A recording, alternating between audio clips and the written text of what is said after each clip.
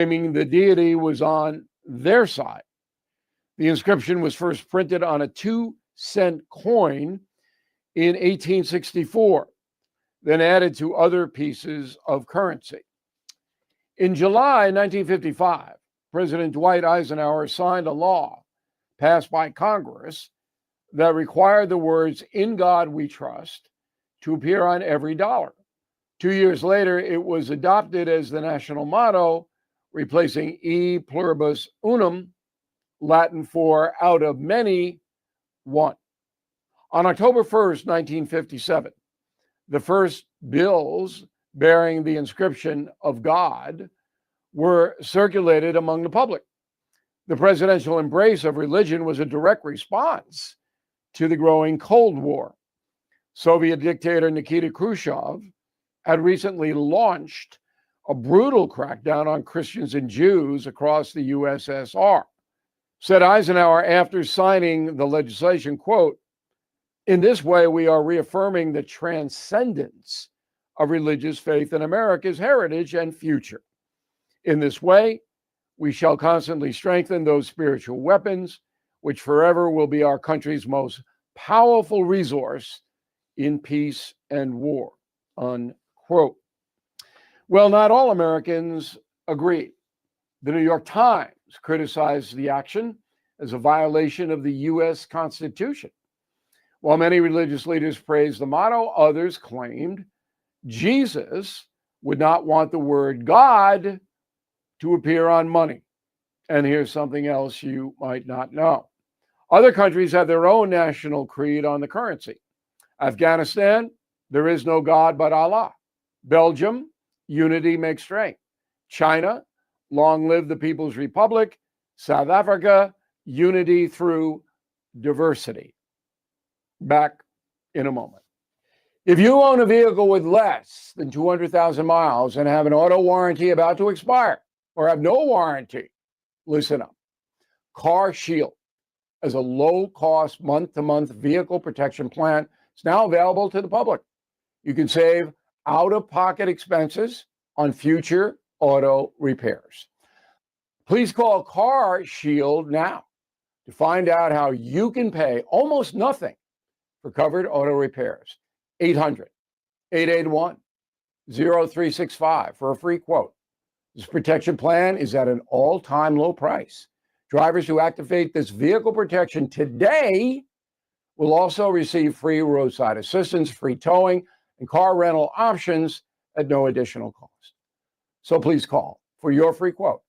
800-881-0365. 800-881-0365. Hey, what do you have to lose?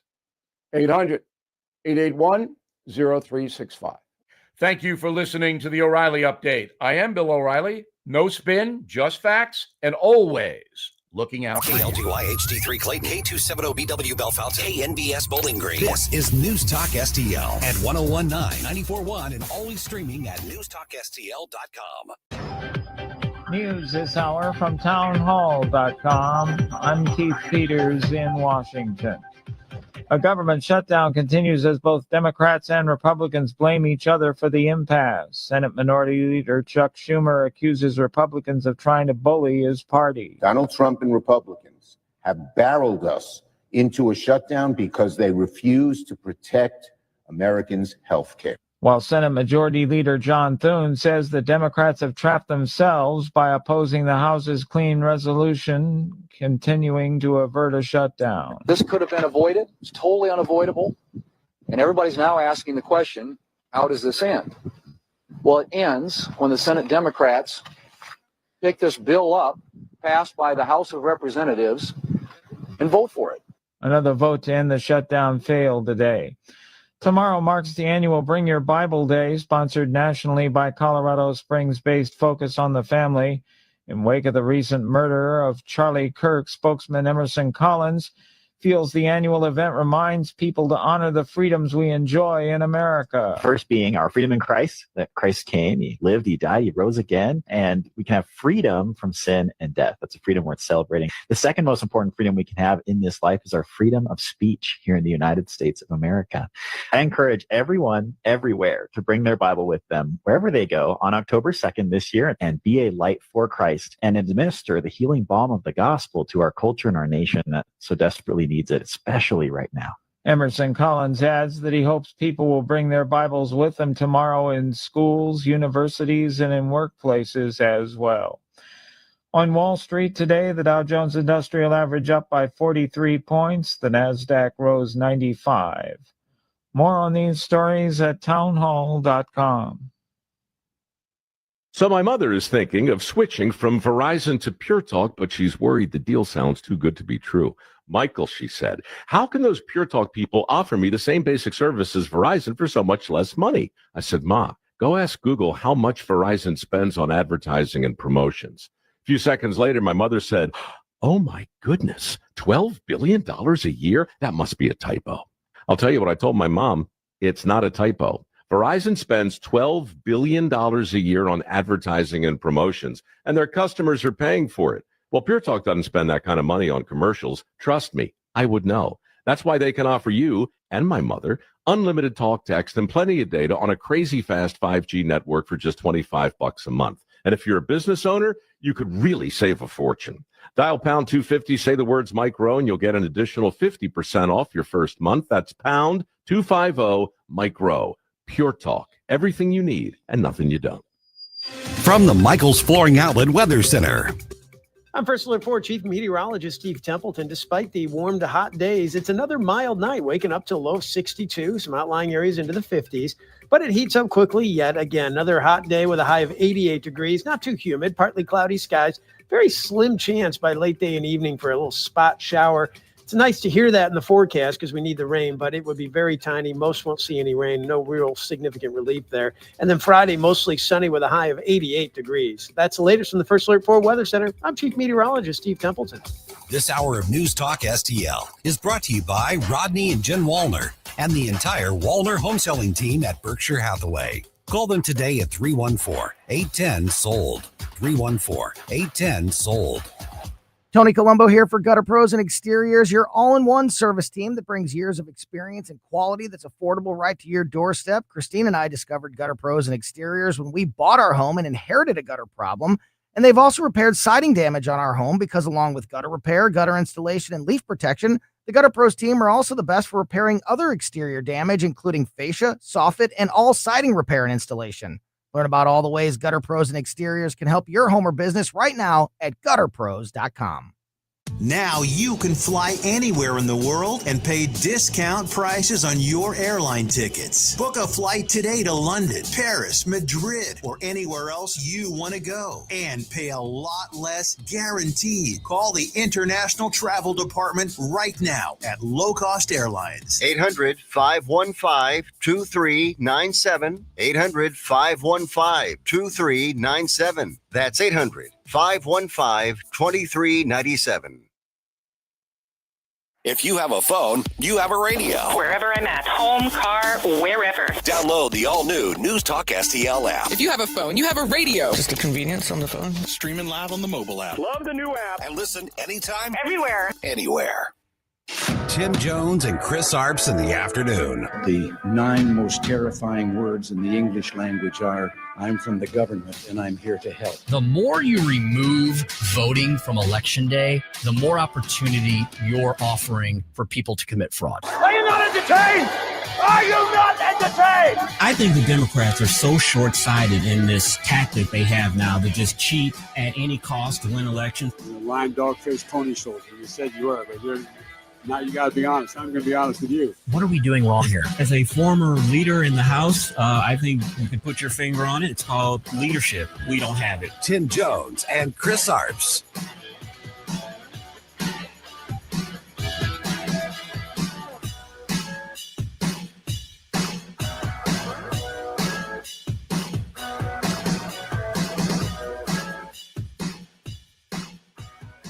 One of the things that Republicans are also doing, and they're doing in the White House press briefing room, is the running sound of Democrats talking about shutdowns in the past, including sound of you. This is the type of thing you've said about shutdowns in the past. Let's listen. What if I persuaded my caucus to say I'm going to shut the government down?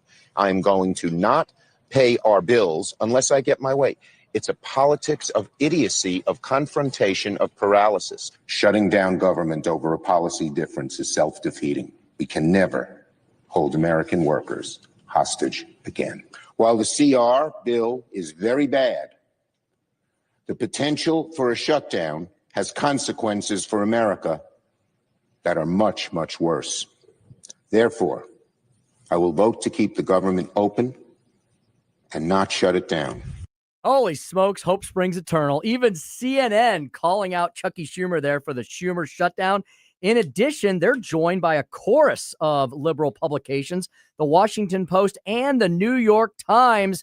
I can't believe it. I think they know, Chris, that Democrats are going to lose on this one, and their communications departments over at CNN, WAPO, and the New York Times are trying to delay or avoid the damage. That is correct, Tim. And also, the Chuck Schumer is losing support among his caucus. 3 Democrats voted yesterday to not defund the government. Senator Catherine Cortez Masto from Nevada, Angus King, the independent from Maine, he crossed over. He joined John Fetterman, who didn't vote for the shutdown. And there are 2 more Democrats that people are keeping a look at because they're retiring this year. Senator Jean Shaheen from New Hampshire and Gary Peters of Michigan. They may cross over as well. They need 8 votes in order to pass this in the Senate because Rand Paul is a definite no on everything. So they're going to need 8 votes. This is not good when you have 3, potentially 5 Senate Democrats saying this is a bad idea. Mm-hmm. Heard Speaker Johnson this morning in his press conference saying that 44 individuals are holding up the government from functioning. I'm assuming he meant the 44 U.S. senators of the Democrat persuasion, which by my count means that there's 3 or 4 that have indicated their interest in voting for the bill. It's a tyranny of the minority. And what Chuck Schumer has is an Alex from Whitestone problem. That's where AOC is actually from, and that's what she used to go by in high school. She grew up a very wealthy, upper middle class young lady from not from the Bronx, but from Westchester County, one of the wealthiest counties in the country. But she's repackaged herself as Alexandria from the Bronx, and she is now going to be threatening Chuck Schumer for control of today's Democratic Party, which is either going to go back to the party of Clinton and JFK and maybe even Barack Obama, or they're going to go down the path of the socialist squad. That's what he's dealing with. Yeah, he's got two things that are working against him. One, AOC, she's been threatening to primary him for years now. You know that she won an upset victory to gain her congressional seat. And the Democratic base, they want to fight. They want to fight against Donald Trump. They think that he has been ramrodding them, and they want to see some backbone from their leaders. And so that's the 2 reasons that he's doing this. But as I said and just said, 3 senators voted with the Republicans. 2 are probably looking at joining him. Cortez Masto, she said this. She said, I voted to avoid a costly shutdown that would harm Nevada and hand power to a reckless administration. We should be working on a bipartisan solution to this healthcare crisis, but that doesn't mean we should be shutting down the government. That's Cortez Masto. She is a senator from Nevada. And in a press conference Tuesday night, Schumer couldn't guarantee that there wouldn't be 60 votes for the GOP bill. So tough sledding there for Chucky there in the Democrats. And by healthcare crisis, the Democrats mean not being able to buy votes from illegal aliens. Most of this is about the fact that the Democratic Party in D.C. at least wants to provide free healthcare for illegal aliens. That's most of what they want in a $1.5 trillion ask.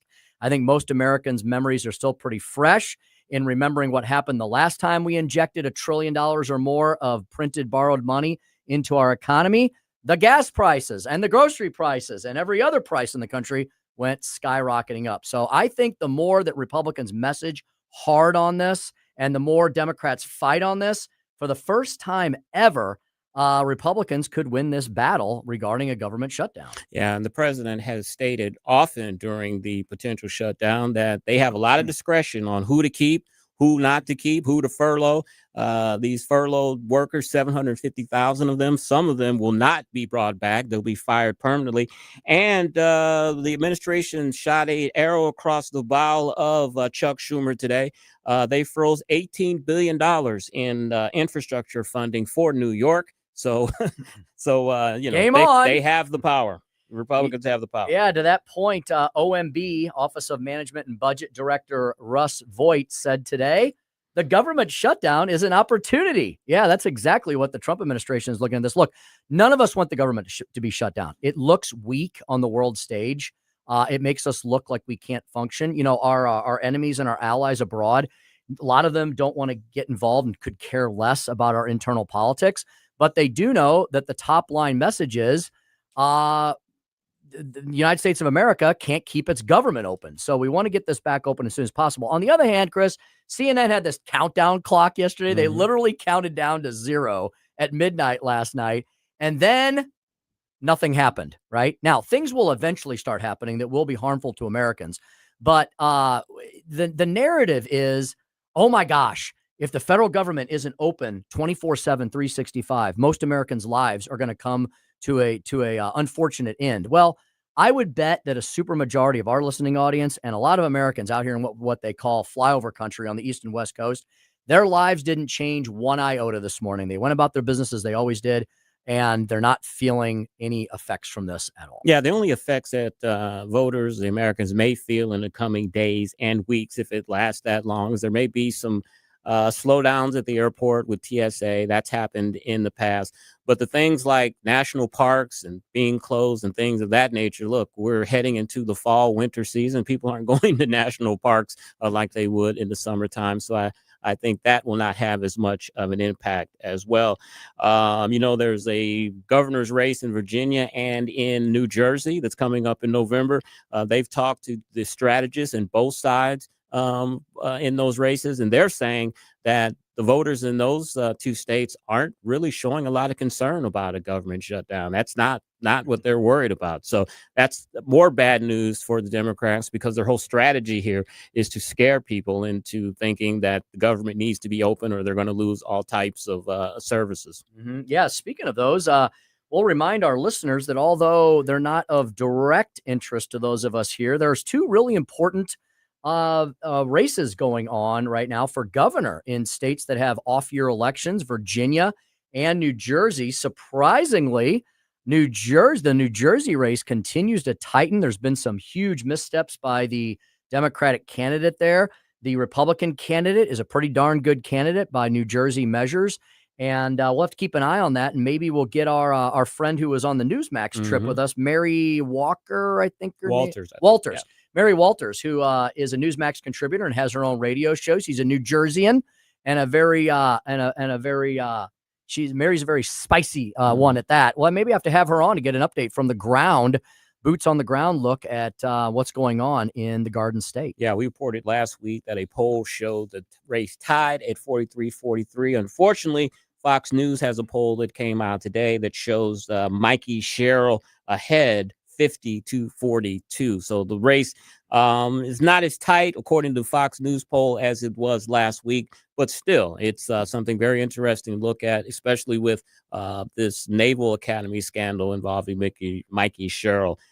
She's being embroiled in that, and that has hurt her standing among New Jersey voters. Mm-hmm. Democrats are probably, it's at the very least, they weren't expecting a race to be this tight. Maybe the Republican can pull it off. Maybe they can't, but they're having to probably pour a lot more resources into New Jersey than they were expecting to during this off cycle. And I think Kentucky, not a battleground, but could be making some history with some of its races as well. Yeah, black governor this year. U.S. Senator. U.S. Senator. Yeah, Daniel Cameron. So we'll be keeping an eye on that. All of those contests will be, can you believe it, barely a month away. Welcome to October 1st, the October 1st edition of the Tim Jones and Chris Arps Show. Can you believe it's October? It is indeed. Crazy. 4:15 in the PM. Central Daylight Time, which we're quickly running out of. We got about another month of, less than a month of that as well. Zack Smith joining us at 4:25. YouTube, another successful civil litigation contest by the Trump administration, or by Donald Trump himself individually. YouTube has agreed to pay Donald Trump $24 million. We'll ask Zach about that settlement and about the ongoing Lisa Cook saga. She's the embattled Fed governor who is in all sorts of trouble, I think, for having multiple residences and maybe an allegation of mortgage fraud as well. And also, I want to ask him about a new poll that has come out on the standing of the Supreme Court. We get his thoughts on that. And a lot of cases are coming, or a lot of people are asking the Supreme Court to rule on ending campaign spending restrictions on coordinated expenditures. A bunch of the White House and a bunch of Republican groups are calling for that. We'll ask Zack Smith at 4:25 about that. Chris, what will you be discussing with our listeners in Chris's Corner at 4:45? Simon & Schuster has a report on Kamala Harris's book sales. We'll update you on that, and a rare redistricting win for Democrats. Indeed. Speaker stump speech at 5:07. Democrats shout fascist while they themselves behave like brown shirts. Great article in the Washington Times that I want to talk about. Basically, it's kind of a play on what Vic and Ken always talk about. Everything Democrats say, the opposite is true. The Ed Stoit principle, the Washington Times pointing out that that's very true when it comes to these allegations of Antifa versus fascist. Who are the real fascists amongst us? Well, they're actually on the left. At 5:25, by the way, folks, you never want to miss any segments of our program, but we're going to have a jam-packed 5 o'clock hour. Get the Speaker stump speech at 5:07. Mark Sutherland will be joining us. Joey, in studio or on the telephone? He better be in studio. On the telly. I got questions I got to ask him about the logistics of our live remote at his place over there in Defiance. Chris, I got to find out if they have outlets out there. I don't know if they have electricity or not, Joey. It may be oil burning lamps. Well, we'll have hamsters on a wheel or something. Keep them running. Chris, Joey, and I heading out to Stone Ledge Distillery on Friday. If you believe the weather forecast, it promises to be a gorgeous evening. So come out and visit us. Come out to beautiful Defiance, Missouri, the Stone Ledge Distillery, just right down Highway 94, just south of Interstate 6440. We have been there. I've been there a couple times recently. Nick Schroer had his kickoff event there. It's a cool joint. It features the Stone Ledge Distillery itself. And Chris, check this out. The Churchill Cigar Room. Sounds like a great place. Yes, I was in England over the summer, and I went to Churchill's underground bunker, and I picked up some actual Churchill cigars at the museum. We'll be talking Stolock whiskey and Inversion vodka. We'll be talking about how this Stone Ledge Distillery came to being. Talk about all of Mark's interests all across the state of Missouri. The fact that he's the honorary consul of the UK to Missouri, and the fact that Joey wants to know how he gets one of these direct flights to London coming out of St. Louis that was just announced. Yeah, I think they're $600 and they start next year. But That's if not he bad can price. be my tour guide, that's not a bad price. $600. Is that round trip or is that one way? I'm going to ask him. I think he knows everything about British Airways. Don't get stuck over there with Rosie O'Donnell. Yeah, indeed. And Chris, at 5:45, we're going to speak to a very, very important and special friend of the show. Yes, Dr. Alan Link of the Dental Link. You hear me often talk about many dental implants and the great service they offer over at the Dental Link in Manchester. Currently, as we speak, my wife and my father-in-law, they're at the office. My father-in-law, this is his very first visit, so he's getting the work up, and maybe Dr. Link is working on him now and have to leave and come over and speak with us at 5:45. So Dr. Link is a great guy. I love talking to him. I've never thought in my life that I would say I look forward going to the dentist, but I actually do. He's a fantastic gentleman and a great dentist as well. Well, look, the healthcare providers will tell you that they can tell a lot about your overall health from your eyes and from your mouth. From your eyes and your mouth. Those are kind of gateways into your body. And I know the optometrists and the ophthalmologists tell you that they can tell a lot from like the pressure of your eyes and all that. And the dentists often tell you they can tell a lot about your cardiovascular health and your health in general by how your teeth and your gums are doing. I've had my optometrist tell me that I had kind of a blue streak around my iris, and supposedly that means that you have high cholesterol. Ooh. And your dental health is very important, because if you have lingering plaque in your mouth, that plaque could break off and get into your heart and affect your heart, which I had no idea about that till I started going to Dr. Link and him talking to me about it. Hopefully we're encouraging and not discouraging Yes. people from going to their healthcare providers. But yeah, it's very important to keep your teeth and your eyes and your overall health up. And that's why we talk a lot about Dental Link and Comprehensive Chiropractic and all the other great healthcare providers that we have supporting our show every single day. Well, as you heard, Joey V is here today. Joey, you always worry me when you have a collared button-down shirt on. Hopefully there's not going to a funeral or anything, are you? Nice shirt too. No, it just had the best smelling armpits of all the shirts I still had hanging up. Okay, very good. Joey, looking Did very your girl dapper. iron that for you too? It's got a dapper. crease down the sleeve too. It This looks like it's is been ironed. The J.C. Penney line of wrinkle-free travel shirts.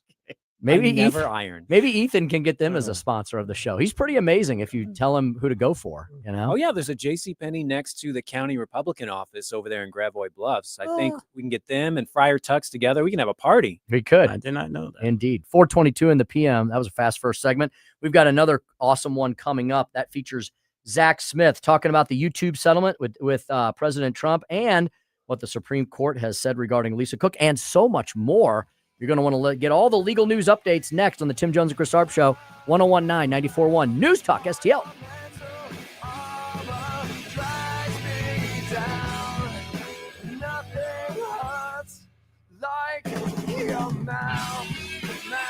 It's the Tim Jones and Chris Arps Show.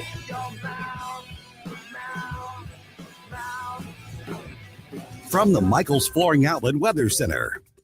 I'm First Alert 4 Chief Meteorologist Steve Templeton. Despite the warm to hot days, it's another mild night, waking up to low 62, some outlying areas into the 50s. But it heats up quickly yet again. Another hot day with a high of 88 degrees. Not too humid, partly cloudy skies. Very slim chance by late day and evening for a little spot shower.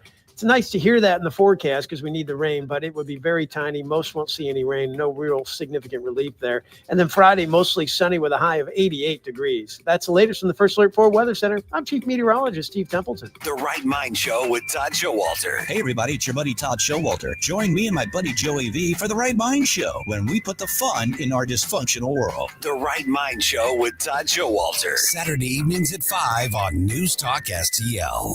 Hey, head out to the Hideout tonight. It's going to be a glorious evening all over the region here in the Heartland. The Hideout can be found 24/7 at hideoutsportsbar.com or on Facebook. Just punch in Hideout Sports Bar. It'll come up as well. Established in 2022, Rick Pogue, Jake Kestner, they have a gem there in northern Jefferson County, not far from anywhere in the St. Louis region, merely 10 minutes from the intersection of 270 and Gravois. It's a fantastic spot up there on the hill, on the bluffs. Beautiful compound, awesome complex. Inside 5,000 square feet on warm days like this of beautiful air-conditioned space. They've got multiple rooms inside. It's open, it's airy, it's bright, it's freshly renovated. It's got 50 big screen TVs. The best food and the coldest drinks around. My mouth's starting to water because I'm telling you what I'm going to tell you. They got the grilled chicken wrap, grilled buffalo chicken wrap, absolutely divine. Had it last week when I was out there. The crack fries are awesome. They've got the Dave's chili. They got new potato skins that are absolutely delicious. They got the pizza, ingredients from the hill.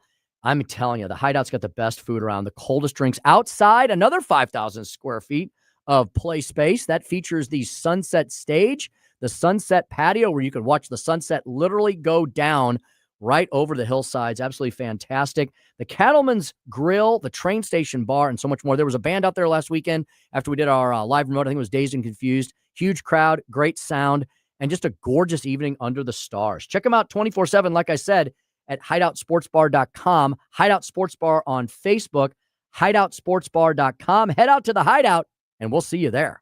Connor Roofing, you can count on Connor. Connor Roofing is now a two-time winner of the National Best of the Best Award for customer satisfaction for roofing, storm damage restoration, siding, gutters, both residential and commercial. Please visit ConnorRoofing.com for an estimate. And remember, you can count on Connor. Hey DIY warriors, ready to transform your outdoor space? Start with Lee May Concrete Block, St. Louis's trusted family-owned manufacturer since 1947. Whether you're building a retaining wall, creating a backyard fireplace, or pouring concrete, Lee May's got you covered. From compact blocks to large cast concrete, they provide materials and professional guidance to bring your vision to life. Military and first responders get special discounts. Visit Lee May Block Showroom or LeeMayBlock.com. Lee May Block, building your dream one block at a time. I'm Dr. TJ, owner of the Institute of Natural Health, co-owner of Optimal Nutraceuticals, and the host of Wellness One. Wellness One is designed to cut through the nonsense and provide you common sense science-based information regarding health and wellness. On the show, we discuss topics like thyroid health, gut health, hormone optimization, and many others. Our show airs Saturdays at 10 a.m. and 2 p.m. and Sundays at 11 a.m. and 3 p.m. right here on Newstalk STL. And you can visit us at inhstl.com. That's inhstl.com. Hey, Columbo here for Rockwood Charcoal. Rockwood is made from 100% pure Missouri oak and hickory, so you're cooking with the best and supporting local industry and a local business all at once. There's over 100 area Rockwood retailers. Find yours at rockwoodcharcoal.com. News Talk STL. This hour of Jones and Arps is brought to you by Stifel. Contact your Stifel financial advisor at stifel.com. That's STIFEL.com.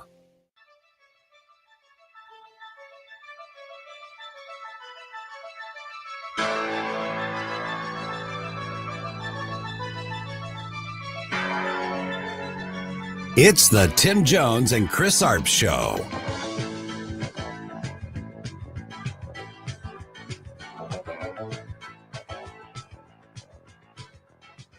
We're back with some breaking news on President Trump's attempt to fire Federal Reserve Governor Lisa Cook. The Supreme Court is allowing Cook to stay on the job, at least temporarily, while the legal fight plays out.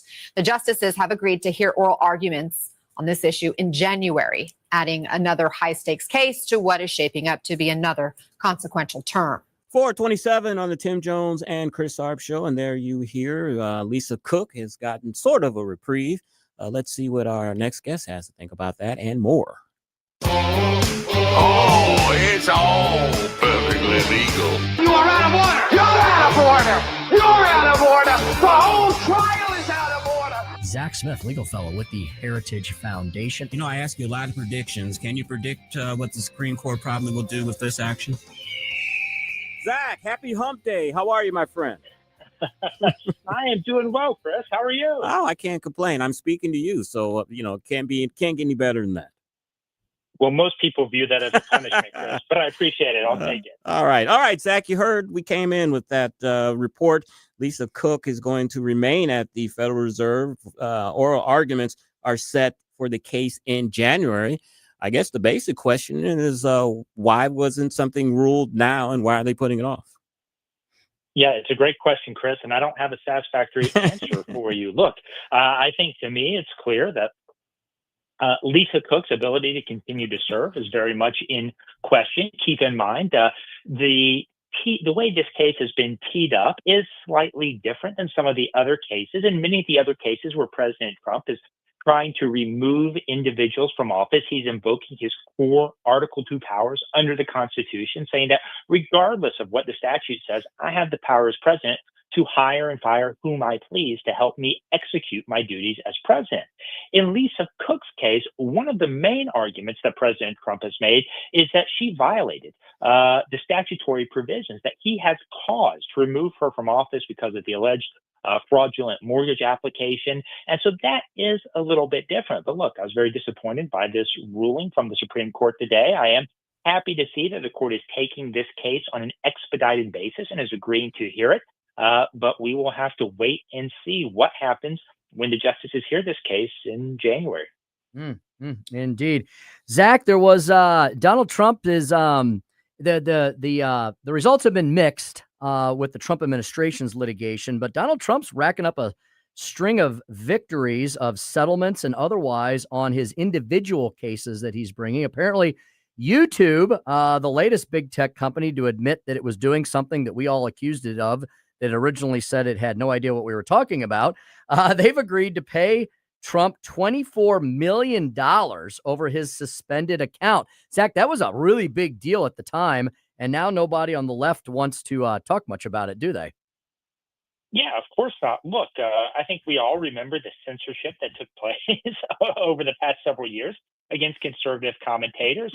I certainly remember when the Hunter Biden laptop story was censored on then Twitter, now X.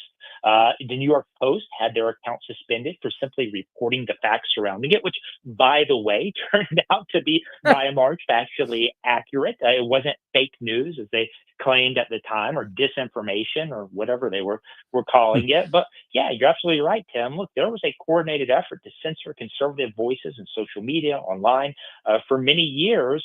And now it seems to have been memory hold, except for the extent many of these companies are now having to settle these types of claims. Speaking with Zack Smith, senior legal fellow at the Heritage Foundation. Zack, a federal judge, a Reagan appointee in Boston, has said the Trump administration used a threat of deportations to systematically intimidate certain campaign demonstrators into silence. So if I read this correctly, that means that even if you are a guest in this country and you're here on a visa, is your freedom of speech and assembly, is that curtailed in any type of way? Can you threaten other students and make them feel unsafe on campus? Well, I would certainly think you can. And look, I think it's important to distinguish, Chris. Obviously, if you're in our country, if you simply voice your opinions, you can't be criminally prosecuted for that. However, if you voice opinions like you want to overthrow the United States while you are a government of the United States, while you're a guest here in our country, your visa can certainly be revoked and you can be deported because of that harmful threat that you're making. The other thing you're not allowed to do, as you were alluding to, Chris, is you're not allowed to threaten someone. You're not allowed to make it impossible for other students, other members of the community to go to school, to go to their jobs, to take ordinary actions in their everyday lives. Now, I haven't had a chance to read this voluminous opinion from this district court judge in Massachusetts. It was a little odd in some respects. He started out with quoting like a note someone had sent him, posted a facsimile of it in the opinion. It was very odd. The other thing I would say, I keep hearing that this was a Reagan appointee, and that's true so far as it goes. But keep in mind, at the time this judge was appointed, there were Democratic senators in Massachusetts. Tip O'Neill was the Speaker of the House from Massachusetts. And so often political deals are cut to get appointees on the bench. And so even though this judge is a Reagan appointee, I suspect he is not particularly conservative, especially when you consider that he waited until Joe Biden was back in office before deciding to take senior status. Good point. Mm-hmm. Zack, I noticed on your Twitter feed at TZ Smith that you have found yet another unfortunate example of the fact that apparently today's law school university campuses are where free speech goes to die, something that you thought would be the exact opposite. Zack, I know that when I was in law school, we had very passionate arguments on all kinds of issues and all kinds of symposiums and all kinds of viewpoints, and you probably had the same experience. Well, Zack, after saying at first they would allow Ilya Shapiro to appear as part of a Federalist Society event, NYU has decided that no, not all viewpoints are welcome on their campus. Tell us more about this. Yeah, that's right. Look, this is breaking news, so I only know what's been reported so far. But Ilya Shapiro, who's obviously a well-known conservative commentator, has been involved in public life for many years now, has written several great books on the state of law school education in the United States. He was invited to give a talk on October 7th. Now, of course, you may remember October 7th is when the horrific attack in Israel and took place several years ago. Ilya is Jewish, and so he was going to come and speak in NYU on the anniversary of the October 7th attacks. And what essentially happened is NYU is now saying that they cannot provide adequate security. They cannot make sure that the event will be safe, and because of that, they have canceled it. Now, here's the problem with that, Tim. That's what is known under First Amendment law as a heckler's veto. Essentially, it's the idea that by threatening someone, by threatening violence, that the heckler can essentially silence free speech. And certainly public universities have an obligation to make sure that a heckler's veto is not allowed to silence free speech concerns. And certainly, I think New York University itself should make sure they hire adequate security, a lot of security, to make sure that the attendees and Ilya and others are safe and secure at the event. But they should certainly take the steps to make sure that this event can safely proceed instead of letting those who are threatening violence and intimidation ultimately be successful. Zach, last week, the Supreme Court gave President Trump the go-ahead to withhold $4 billion in foreign aid that was previously appropriated by Congress. Does this set a precedent for pocket rescissions? Well, it's certainly going to continue to be a debated subject, I'm sure. Obviously, there's pocket rescissions are a hotly contested issue. But look, the ground has shifted somewhat. We're now in a government shutdown. Russ Vought, who's the head of the OMB, is exercising a lot more authority now in terms of helping to decide what programs will remain open, what programs will remain functional, simply because Congress has delegated more authority to the executive branch during a government shutdown to make some of those types of decisions. So stay tuned. I think budgeting, kind of how the allocation of the budget plays out, all of that is going to be top of mind, I suspect, at least through the middle of next week. Zach, our governor, Mike Kehoe, got involved in the national discussion regarding using National Guard in conjunction with ICE activities. And there was an announcement made yesterday that the Missouri National Guard would be assisting ICE agents in carrying out their duties. Hasn't been a lot of blowback here, maybe because we haven't had any made for primetime TV incidences yet, and hopefully we don't have any. But right. Zach, is that an appropriate role for the National Guard, and is this how it's supposed to work? Where a governor works hand in hand in tandem with the federal government, utilizing National Guardsmen and women and in a supporting role such as this? Well, look, it's certainly not ideal, Tim. I think we can all acknowledge that in an ideal situation, local officials, local police departments would be adequately staffed to be able to protect the members of their communities. But because of the policy failures that have taken place in many left-leaning Democratic cities around the country, you're now seeing governors, you're now seeing the president having to step in and try to correct for those policy failures. And so in that instance, yes, it is appropriate for a governor to step in and take actions to protect the citizens of their states. And keep in mind, when you have National Guard members serving under the state authority, they have broader leeway to help enforce laws, to help make sure that communities can remain safe. But look, fundamentally, what needs to happen is many of these blue cities need to recommit to making sure they adequately fund their police departments, to making sure they adequately recruit and retain police officers, and then empower them to go onto the streets and effectively and responsibly do their jobs. Zach, I want to get your thoughts on this new Gallup poll on the Supreme Court. 43% of U.S. adults say the Supreme Court is too conservative. 42% of Americans approve of the high court's job right now. And there's a 49% approval of the judiciary in general. Get your thoughts on that. And then Justice Amy Coney Barrett, she has said that the reason why she's reluctant to explain her recusals is because of threats against judges' loved ones. Right. Well, I would want to know more about the poll, Chris. I'm very skeptical of polls these days, knowing the sampling, how the pollsters have weighted it, because I think we saw that in the last election cycle, that a lot of pollsters were less than forthcoming with exactly what their polls were saying. But look, I think there is generally skepticism of the judiciary, particularly lower federal courts these days. We've seen time and time again federal judges overstepping their authority, issuing absurd rulings that they often don't have the power to issue. We saw a number of federal judges talking on background to an NBC reporter not that long ago. That was a breach of judicial ethics, a very unprecedented move for many of these lower federal court judges to make.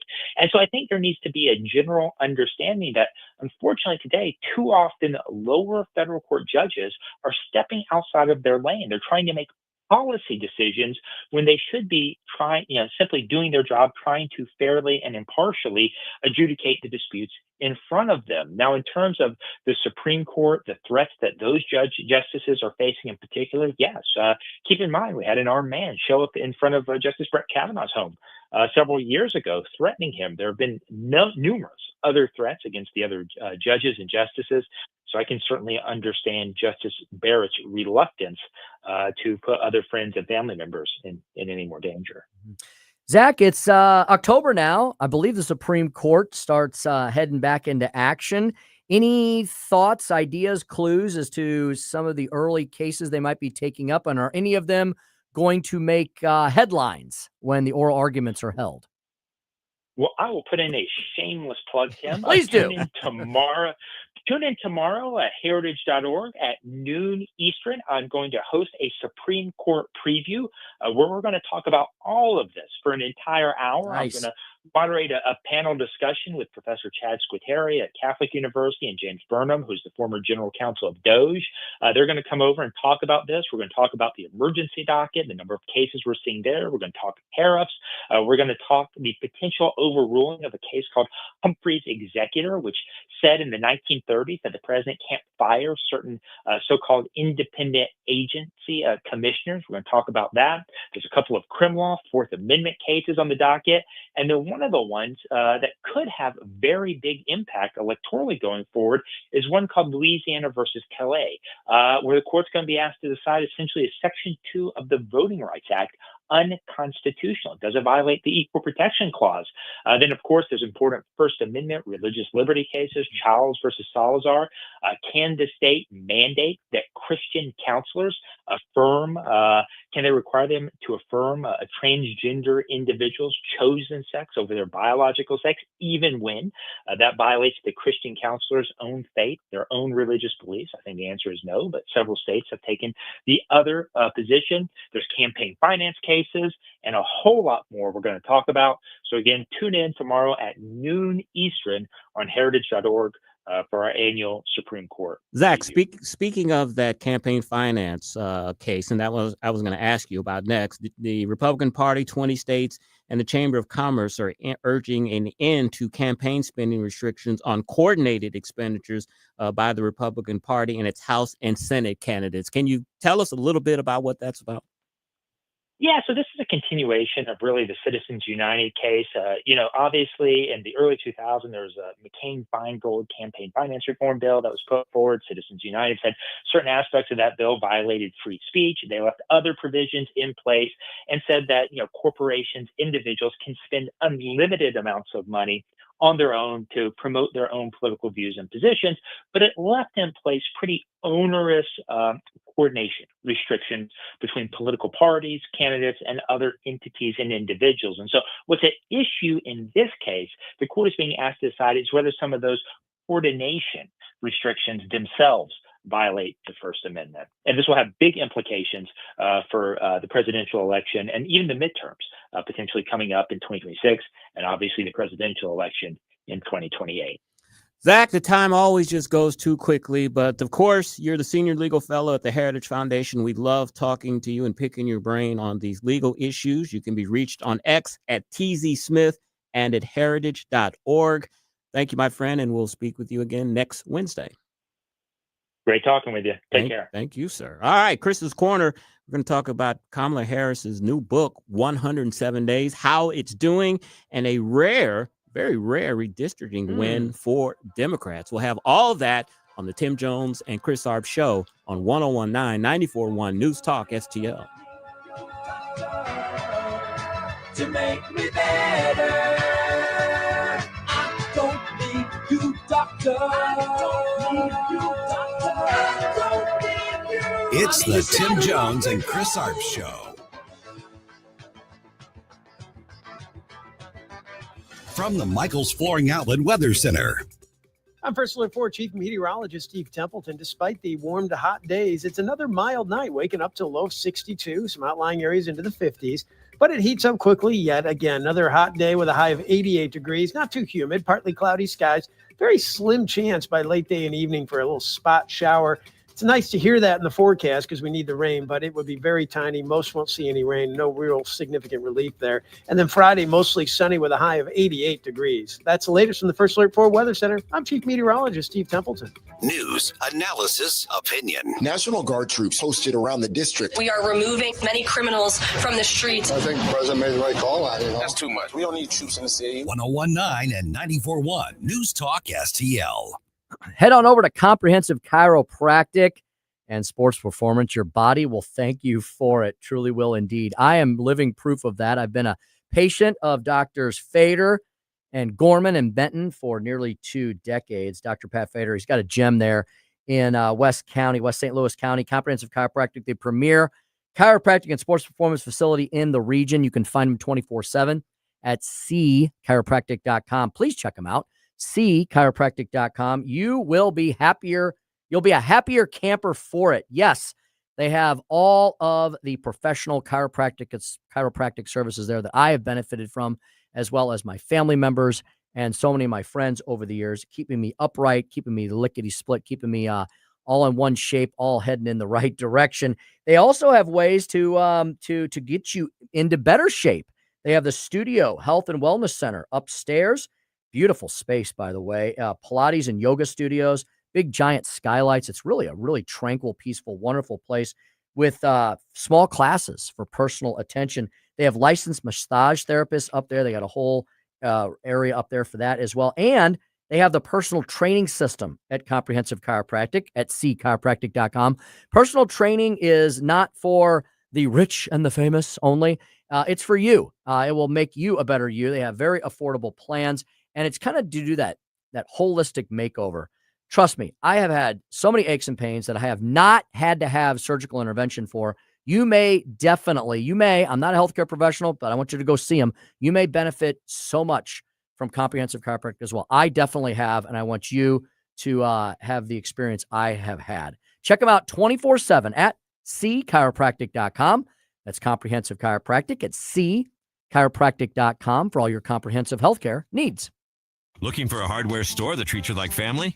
Welcome to True Value Schneider's Hardware, your local gem in Old Town St. Peters. For over 100 years, we're proudly serve you St. Charles County, providing everything from lawn and garden supplies to plumbing and electrical. Need a bolt or fastener? We've got you covered. And don't forget, we're a steel dealership. Whether you need sales, parts, or service, ask for Charlie or Jerry when you come in. We're here to help. Call 636-278-4461 or visit us online at truevalue.com/Schneiders. This December 13th, join Wreaths Across America at Belle Reve Garden Cemetery as we remember the fallen, honor those who serve, and teach our children the value of freedom. Help us lay remembrance wreaths on the graves of our fallen heroes. Sponsor a wreath, volunteer, or bring your family to this meaningful tribute to our veterans, because every hero deserves to be remembered. Learn more and sponsor a wreath. Visit newstalkstl.com. SR1 Sundays. Hi, this is Elizabeth Kaiser. Be sure and check out my show, Straight Lines, this and every Sunday at 8 p.m., right after Stand and Fight, part of SR1 Sundays. Let's meet right here and let's peel back some layers of this crazy world, and you might be surprised at what we find. Straight Lines with Elizabeth Kaiser on SR1 Sundays at 8 p.m., right here on 101.9, 94.1 News Talk STL. Straight Lines with Elizabeth Kaiser on News Talk STL. The Washington Guard presents the 4th annual Patriots Banquet, The Price of Freedom, honoring real American heroes. Join us October 11th at Parish Hall in Union, Missouri. Hear from featured speakers Doug Giles, founder of Warriors and Wild Men, and Marine Colonel Jack Jackson, Harrier jet fighter pilot. Master of Ceremonies Jamie Allman will host this inspiring evening. For tickets, visit thewashingtonguard.com. Use code NewsTalkSTL for $10 off. On the next Larry Connors USA. Trump says the peace plan is in place for Gaza. Now, will it be accepted?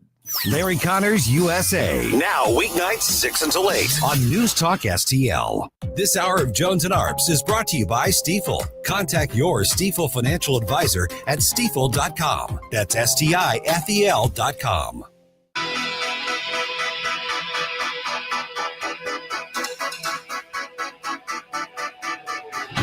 dropping truth bombs and making you think. It's the Tim Jones and Chris Arps Show.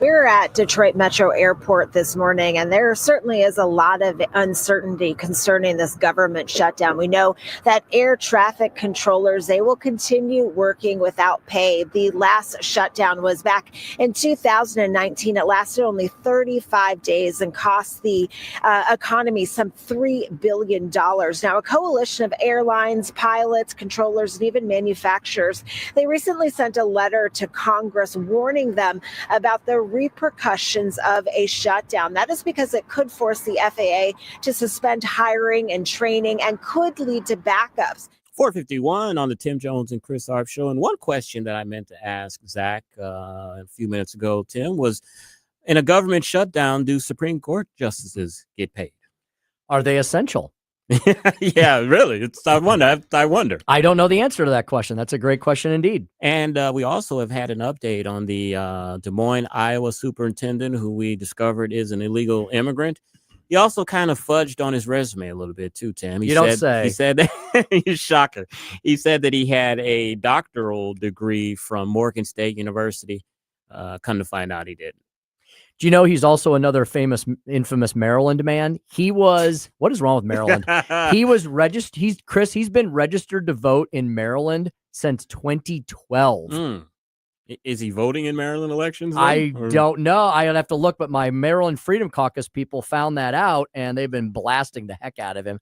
This guy has been all across the country and fooling everybody apparently along the way. It's amazing. He should be a salesman the way he's fooling people. All right. 524, we're going to speak with Mark Sutherland from the Stone Ledge Distillery. And at 545, my dentist, Dr. Alan Link, will be in the studio with us as well. All right, Joey, let's do a little Carner. Chris.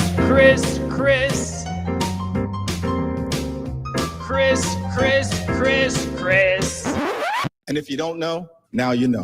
And now, Chris's Corner. You know, I got to tell you, I was a little surprised by this development today. According to Simon & Schuster, they announced that 107 Days, the book by former Vice President Kamala Harris, has sold 350,000 copies across all formats through its first week, putting her book on a trajectory to be the best-selling memoir published in 2025. I don't think there's been a lot of memoirs in 2025. I don't know what that means.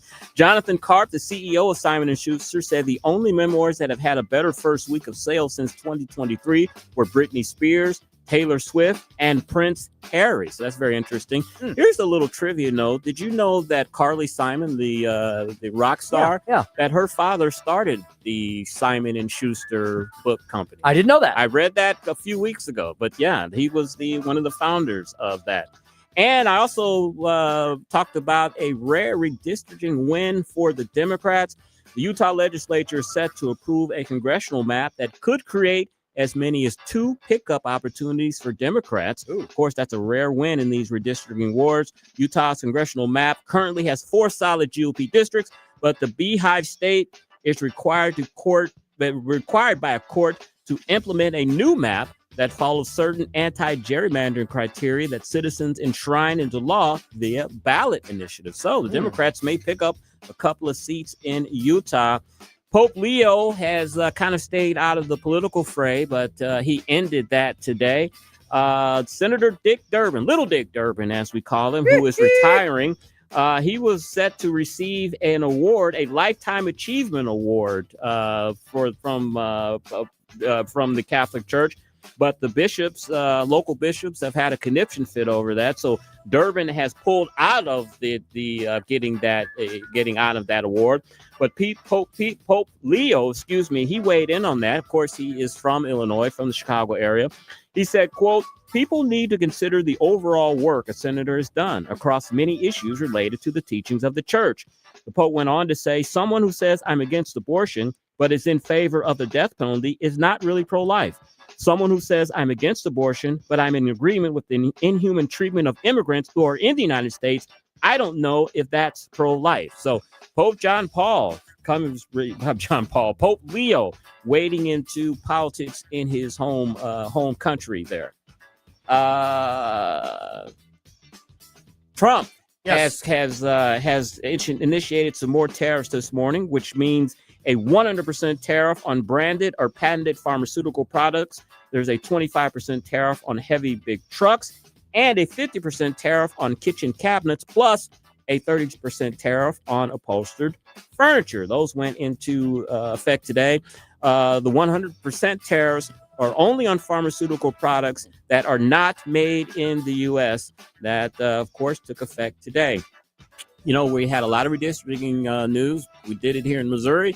They've done it in Texas. Indiana and Ohio are considering it.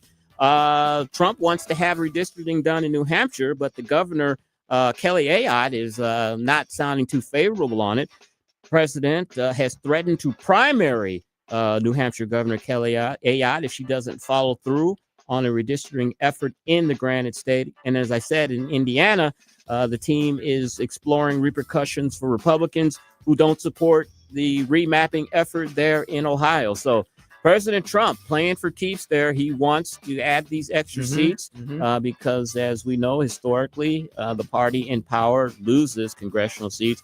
So we're doing everything that we can to keep Trump in having a majority in the Senate and the House, because we know that if Republicans lose control of the Senate or the House, especially the House, we're going to have investigations out of the yin-yang of Donald Trump. So redistricting, very interesting there. In Utah, Democrats may pick up a couple of seats. President is threatening New Hampshire. The governor should be primaried if they don't go along with that effort. And that is Chris's Corner. Tim, Speaker Stone's speech at 5:07. We're going to talk about who the true fascists are who walk amongst us. And then, of course, coming up at 5:24, we'll speak with Mark Sutherland. He is the owner of Stone Ledge Distillery. We're going to talk about that great business and the fine liquors that they sell there. And he is also the honorary consul of the UK to Missouri. So we'll ask him what that's all about. And then we'll speak to my dentist, Dr. Alan Link. He'll be in studio with us. We'll talk about those mini dent plants I've been telling you about for years. You're listening to the Tim Jones and Chris Arps Show on 101.9, 94.1 News Talk STL, number one for live and local conservative talk. For treasures from the past? Discover Mimi's Antiques Attic, your locally owned and family-operated treasure hunt destination. Explore 16,000 square feet of antiques, crafts, collectibles, and designer items across 225 unique rental spaces. Open Monday through Saturday, 9 to 7, and Sundays, 10 to 6 at 1000 Warrenton Shops in Warrenton. Mimi's Antiques Attic, where every visit uncovers new treasures.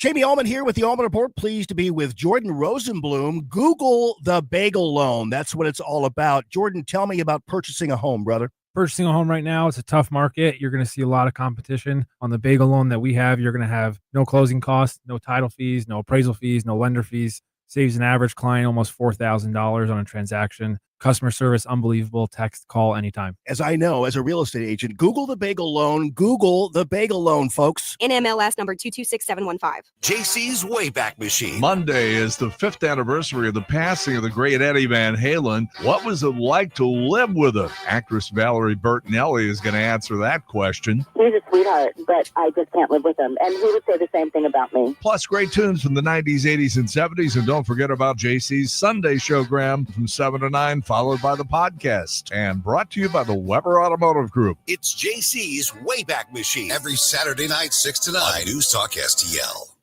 Why leave your company's story to chance? In today's digital world, video content isn't just an option. It's essential for your success. At Blue Ocean Media Group, we've spent decades crafting compelling visual stories for businesses just like yours. From concept to completion, our award-winning team transforms your vision into powerful video content that connects with your audience and drives results. Don't trust your brand to amateurs. Partner with Blue Ocean Media Group. Visit blueoceanmediagroup.com today, and let's bring your story to life.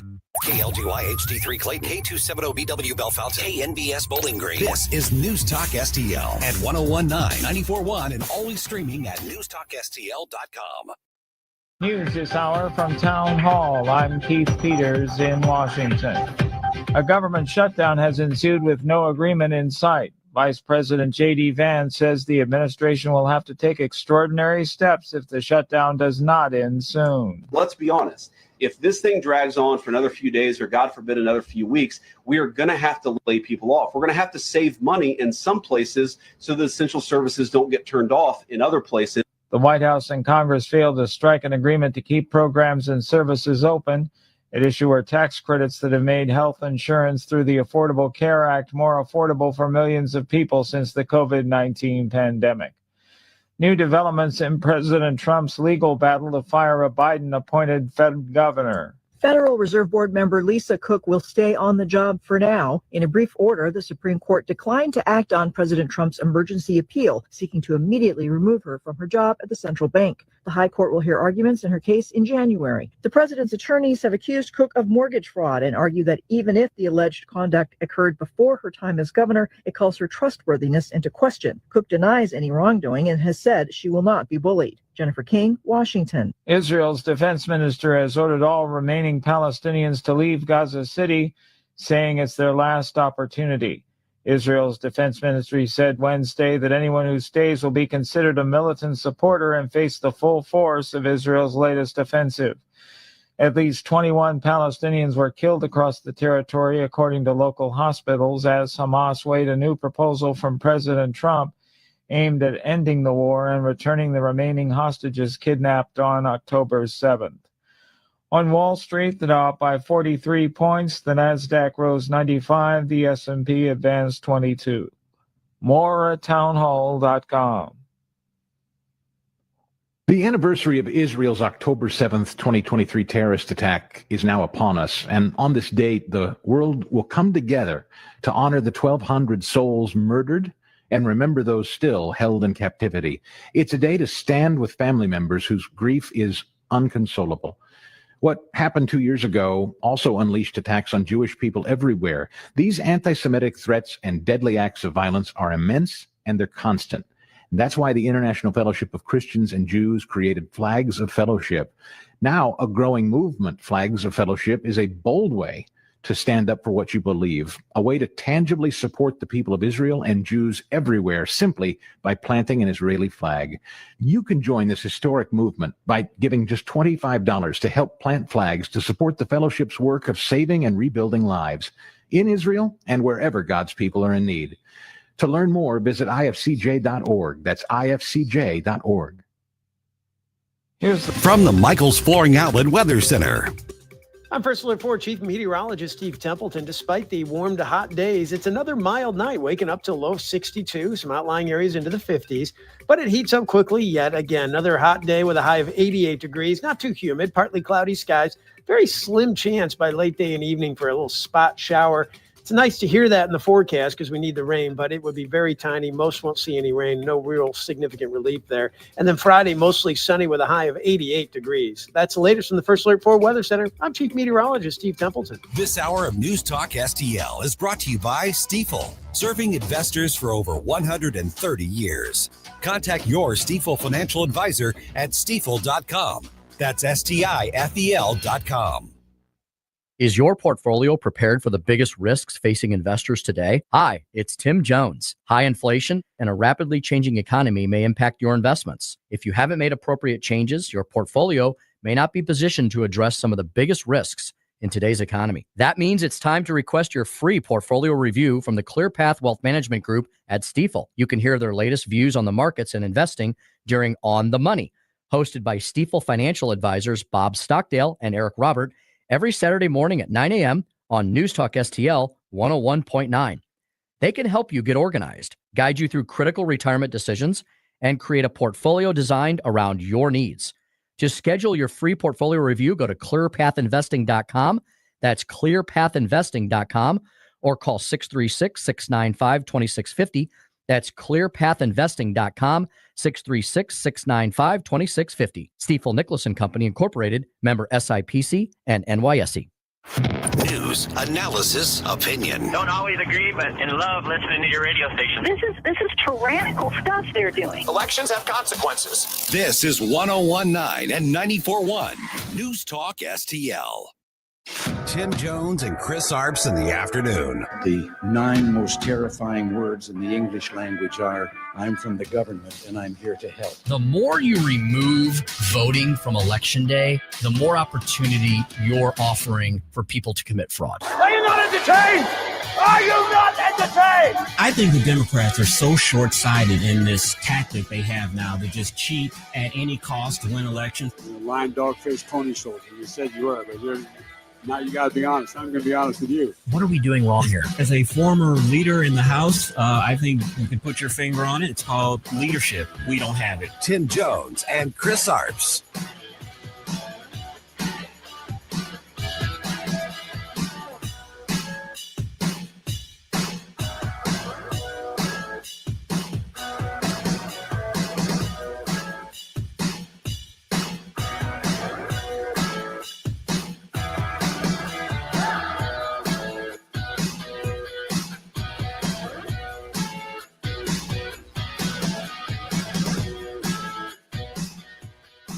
One faction in one house of Congress is ready to bring the entire federal government to a halt. This is a shutdown brought on by the Republican Party. It is just incredible to me to watch these Republicans putting on their suicide vests. What we're seeing happen in America right now, I think, is economic terrorism. They've been called the Suicide Caucus. It's been called a political hostage taking. Yes. It's been called political extortion. The Republicans are saying, give in to us because we would rather shut down the government than extend health care to 11 million people.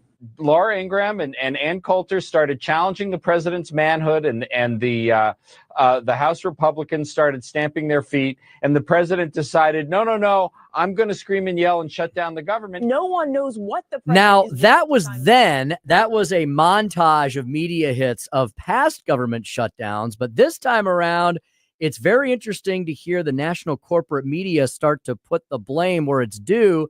The New York Times, The Hill, The Independent, and The Washington Post, all pretty much, Chris, saying that it's Democrats that actually rejected the funding bill, and that's why the government shut down. Yeah, it's almost like, we can't put lipstick on this pig. There's a lot of hypocrisy in here, and they're like, Chuck, we can't clean this up for you. Plus, the Democrats like a good fight. They like headlines. They like to sell newspapers and have viewers. I think they're trying to set something up to make Chuck Schumer look weak and have AOC challenge him.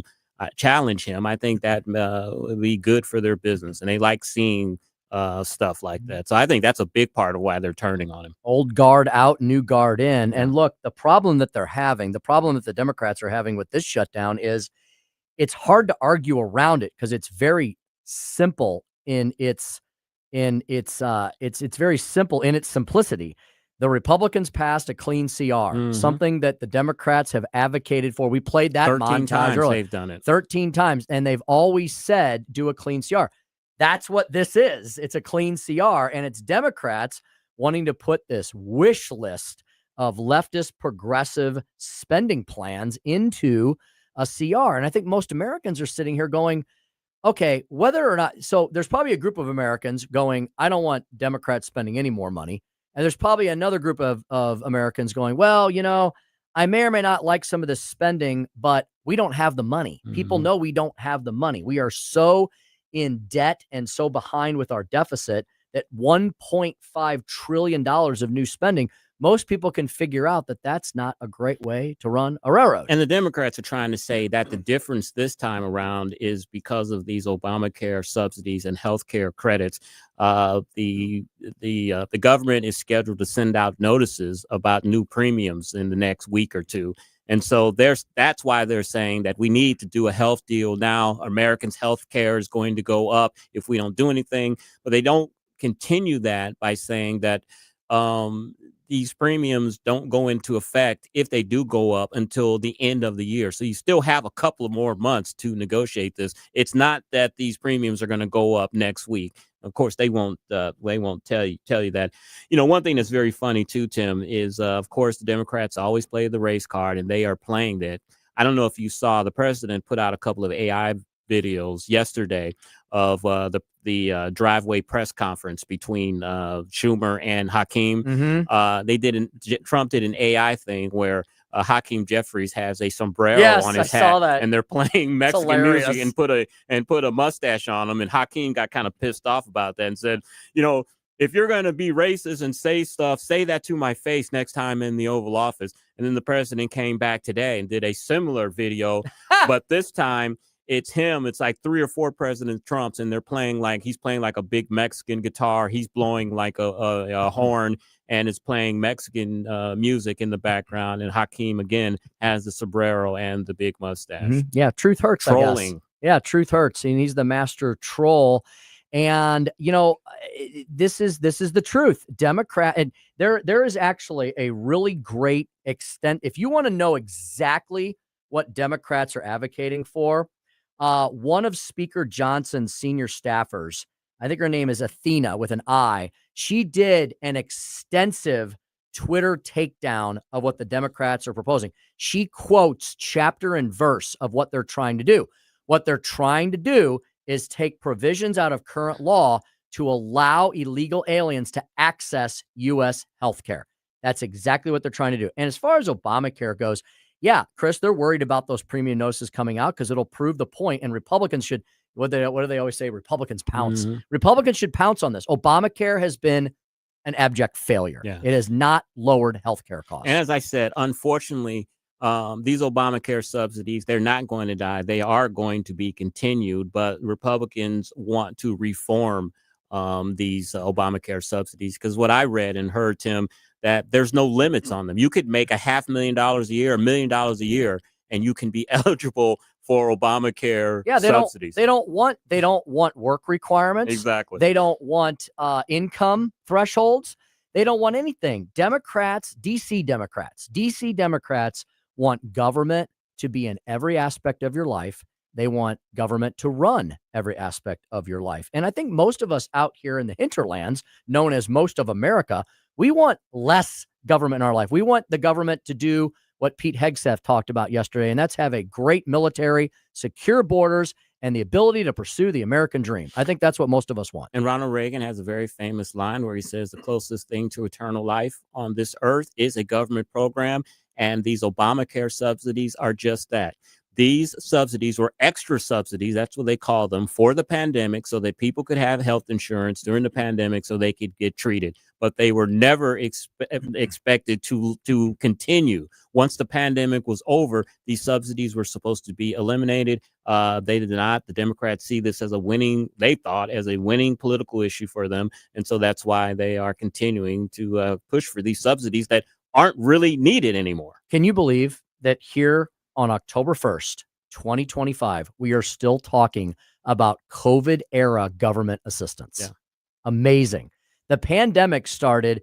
Well, I think the first news report we got, I remember I was actually in DC and I was getting ready to head into the city, and something popped up on the television in it was late February of 2020. Mm-hmm.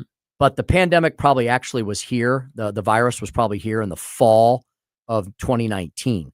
So 6 years later, the Democrats want COVID era government expansion to continue, I guess, forever. Yeah, I guess forever. You're exactly right, because I was at the White House for the Black holiday, Black Month reception, and it was held on the very last day of February. And that's when the president was talking about, we're doing everything we can to stop this. It's not widespread yet, and all of that. So you're correct. The end of February is when it started. And Becky and I were actually in Disney World a couple of weeks prior to that, and that's when the world was starting to shut down then. Indeed. We've got Mark Sutherland coming up at 5:25. He's, of course, the founder of Stone Ledge Distillery. We'll be talking Stone Ledge Distillery, the Churchill Cigar Room, Inversion Vodka, Stolock Whiskey, and Mark's interesting past. He is an expat He's a very proud American now, but actually, I think he has dual. I don't know if he has dual citizenship or what. We'll have to ask him about that. He's the honorary consul of the UK to Missouri, so maybe he's a dual. What does that mean? Maybe he's a dual. We're going to find out. I don't know exactly what all he does with that. He's basically a Renaissance. He man. is a Renaissance, kind of like James Bond. Yes, indeed. So we'll talk to Mark Sutherland at 5:25, and then Dr. Alan Link. He will be joining us at 5:45 to talk about all things Dental Link and more. 5:15 here in the Heartland. And it's time to get to today's Speaker Stump Speech. Listen to me, listen to me. I'm very consistent. I'm a very stable genius. It's time for the Speaker Stump Speech, sponsored by Hanson's Tree Service at hansonstree.com. Everything Democrats say, the opposite is true. But in this situation, what they're saying is literally getting people killed. I mean, dysfunctional DC Democrats are now actually targeting Americans. They become the anti-American, godless commie Marxist party. I'm sorry to issue the harsh words, but they really have. Great piece for today's Speaker Stump Speech in the Washington Times, WashingtonTimes.com. Democrats shout fascist while behaving like brown shirts themselves. Louisiana Governor Huey Long, Democrat and Depressionary and populist, predicted in 1935, and this is a fascinating prediction from 1935. Huey Long said, "When fascism comes to America, it will come under the guise of anti-fascism." That's today's Democratic Party. The prophecy is coming true before our very eyes. This year, Democrats call every single person who disagrees with them a Nazi or a fascist, while they themselves facilitate evil. Goofy Minnesota Governor Tim Walz charges that President Trump is a fascist to his core. Former Vice President Kamala Harris agrees. Illinois Governor J.P. Pritzker, AOC, and the silver-tongued Jasmine Crockett call Mr. Trump a Timu Hitler. They're among the Democrats who have twisted reality to reach the preposterous conclusion that the twice-elected president of the U.S. is der Fuhrer. Little aside by me, if Donald Trump was such a fascist, then why did he just win the popular vote? I guess they mean that a majority of Americans must be fascist too, but that's today's Democratic Party. Back to the piece. Not just Mr. Trump, but also his supporters, as I just said, are smeared in this ugly fashion. President Biden warned that MAGA Republicans are a threat to democracy during a very bizarre 2022 Independence Hall extravaganza, eerily reminiscent of the 1930s Nuremberg rallies with its lurid red lighting. Charlie Kirk's assassin wrote on one of his bullet casings, "Hey, fascists, catch." Like Kirk, fascists were famous for their eagerness to debate critics. As a clone of Adolf Hitler, Mr. Trump in reality fails miserably. President Trump never tried to sabotage the democratic process, unlike Democrats, who worked to keep his name off the ballot in several states in 2024 and used lawfare to keep him off the campaign trail. Mr. Trump doesn't ignore the courts, unlike his predecessor, Joe Biden, who proceeded with student loan forgiveness after the Supreme Court told him several times, I believe 3, that it was unconstitutional. Unlike so many of our other recent presidents, Mr. Trump has actually kept his oath of office by securing the border. After there was an invasion of nearly 7 million, and I think that number's low, that entered illegally under Joe Biden. By declaring Antifa a major terrorist organization, Donald Trump is moving decisively against a gang of thugs that pose the same threat to America that the brown shirts did to Weimar Germany. Antifa goons, what do? They attack police and immigration officials. They beat opponents and turn our cities into war zones. Another leftist insurrection was the 2020 riots. 20 dead. You never hear about that, do you? 20 dead and $2 billion in property damage, which the president's critics ignore or, in some horrific cases, actually applaud. The left is following a script written in the 1930s when communists started calling their opponents fascists and presenting themselves as the only alternative. In reality, the two ideologies, and I talked about this a number of weeks ago in a similar Speaker Stump speech, the two ideologies of communism and fascism, they're actually first cousins. They're the same poisonous fruit from the same rotten tree. Both reject capitalism for what? Planned centralized economies. Not for nothing were the Nazis actually called the National Socialist Party. Each believed the interests of the individual must be subordinated to the collective. Italy's fascist dictator, Mussolini, declared everything within the state, nothing outside the state, nothing against the state. President Franklin Delano Roosevelt, a liberal icon, admired Il Duce until Mussolini became an ally of Hitler. Mr. Trump wants to reduce the size and scope of government, not expand it like the fascists and the communists do. He wants less taxes and regulation and more private control of the economy. That's the exact opposite of fascism. So the MAGA crowd are Nazis, huh? Nazis who support private ownership of firearms? On coming to power, Hitler infamously confiscated guns from his enemies. Former Congressman Beto O'Rourke said, hell yeah, we're going to take your AR-15. That's more fascist than anything Donald Trump has ever even thought of doing. I'm afraid the left has us dead to rights. Apparently we're Nazis when we want less government. Apparently we're Nazis who believe parents should control their children's education. And apparently we're Nazis who actually support Israel, the Jews, and abhor anti-Semitism. Hitler would have had us expelled from the National Socialist Party. Nazis and communists weren't polar opposites, but rather rival gangs that started from the same premises. Democrats think conservatives are fascists because they don't understand fascism, and they never understood us. We are the true heirs of Democrats such as Thomas Jefferson, Andrew Jackson, Harry Truman. You would say kind of the original classical liberals. The most visible Democrat in America today is socialist candidate for New York Mayor Zohran Mamdani, a avowed Marxist communist who wants to globalize the Intifada. His words, not mine.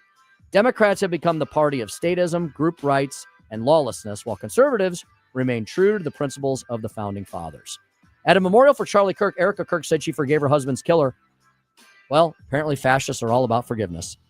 California Governor Gavin Newsom says immigration enforcement agents are like the Gestapo.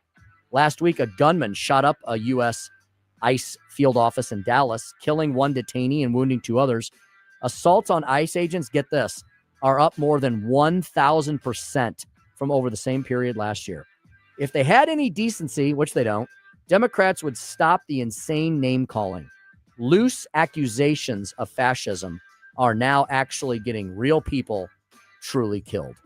And that's the Speaker's stump speech for today. Exactly. Everything they say, the opposite's true, Chris. Exactly. And in their minds, because the president is calling out National Guard troops because they're attacking ICE facilities and government buildings, that's fascist. And their mayors and the governors aren't doing anything about it. That's the president's responsibility, is protect the citizens of the United States and government property if the local leaders don't want to do that.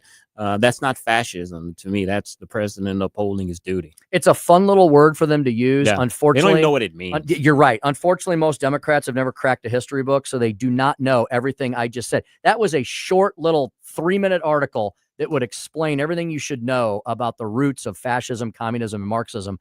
Democrats have no idea what their history is. They just want to live in the present. Yeah, one of my Democratic high school friends put up a definition of Marxism, which she should have put where she cited it, because I know she didn't write this herself. And I was going to ask her that, but I don't want to engage with them and argue with them. I was like, is that your definition, or did you get that from Mother Jones? Mm-hmm, probably, which is a very so. left-wing magazine for those of you who aren't familiar with Mother Jones. Mm-hmm. Or HuffPost or something like that. We know all these things, so you don't have to. 5:22 in the PM. We've got a whole host of guests standing by. We're going to bring Mark Sutherland of the Stone Ledge Distillery into the studio next, and maybe we'll get a little tipsy. Yeah, indeed, with Mark Sutherland. He's here. Yeah, I hope so. And Dr. Alan Link, he'll sober us up at 5:45. We're going to talk to the good doctor about how important it is to have very good health all over your body, including your mouth. That's next on the Tim Jones and Chris Arps Show, 101.9, 94.1 News Talk STL.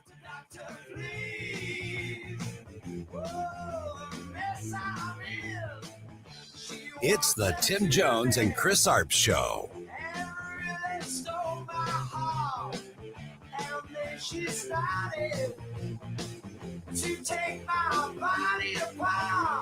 From the Michaels Flooring Outlet Weather Center. I'm First Alert 4 Chief Meteorologist Steve Templeton. Despite the warm to hot days, it's another mild night, waking up to low 62, some outlying areas into the 50s. But it heats up quickly yet again. Another hot day with a high of 88 degrees. Not too humid, partly cloudy skies. Very slim chance by late day and evening for a little spot shower. It's nice to hear that in the forecast because we need the rain, but it would be very tiny. Most won't see any rain. No real significant relief there. And then Friday, mostly sunny with a high of 88 degrees. That's the latest from the First Alert 4 Weather Center. I'm Chief Meteorologist Steve Templeton. Public schools, like public libraries, should be free and open to all. Open enrollment allows parents to choose the school that's the best fit for their children. Maybe another school has a wider curriculum, is bigger or smaller. Maybe a kid is being bullied and would be more comfortable at another school. 75% of parents favor open enrollment.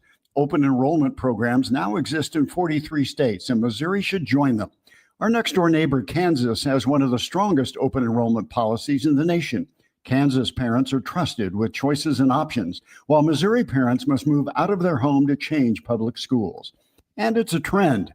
Nationwide, the percentage of students going to their chosen public school has steadily increased. Assigning kids to schools based on their zip code is the old way. Open enrollment is a better way. Learn more at showmeinstitute.org. The Show Me Minute has been brought to you by Show Me Institute and Show Me Opportunity. Tony Colombo here for Gutter Pros and Exteriors, your all-in-one service team that brings years of experience and quality that's affordable right to your doorstep. Christine and I discovered Gutter Pros and Exteriors when we bought our home and inherited a gutter problem. And they've also repaired siding damage on our home because along with gutter repair, gutter installation, and leaf protection, the Gutter Pros team are also the best for repairing other exterior damage, including fascia, soffit, and all siding repair and installation. Learn about all the ways Gutter Pros and Exteriors can help your home or business right now at gutterpros.com. This hour of Jones and Arps is brought to you by Stifel. Contact your Stifel financial advisor at stifel.com. That's STIFEL.com.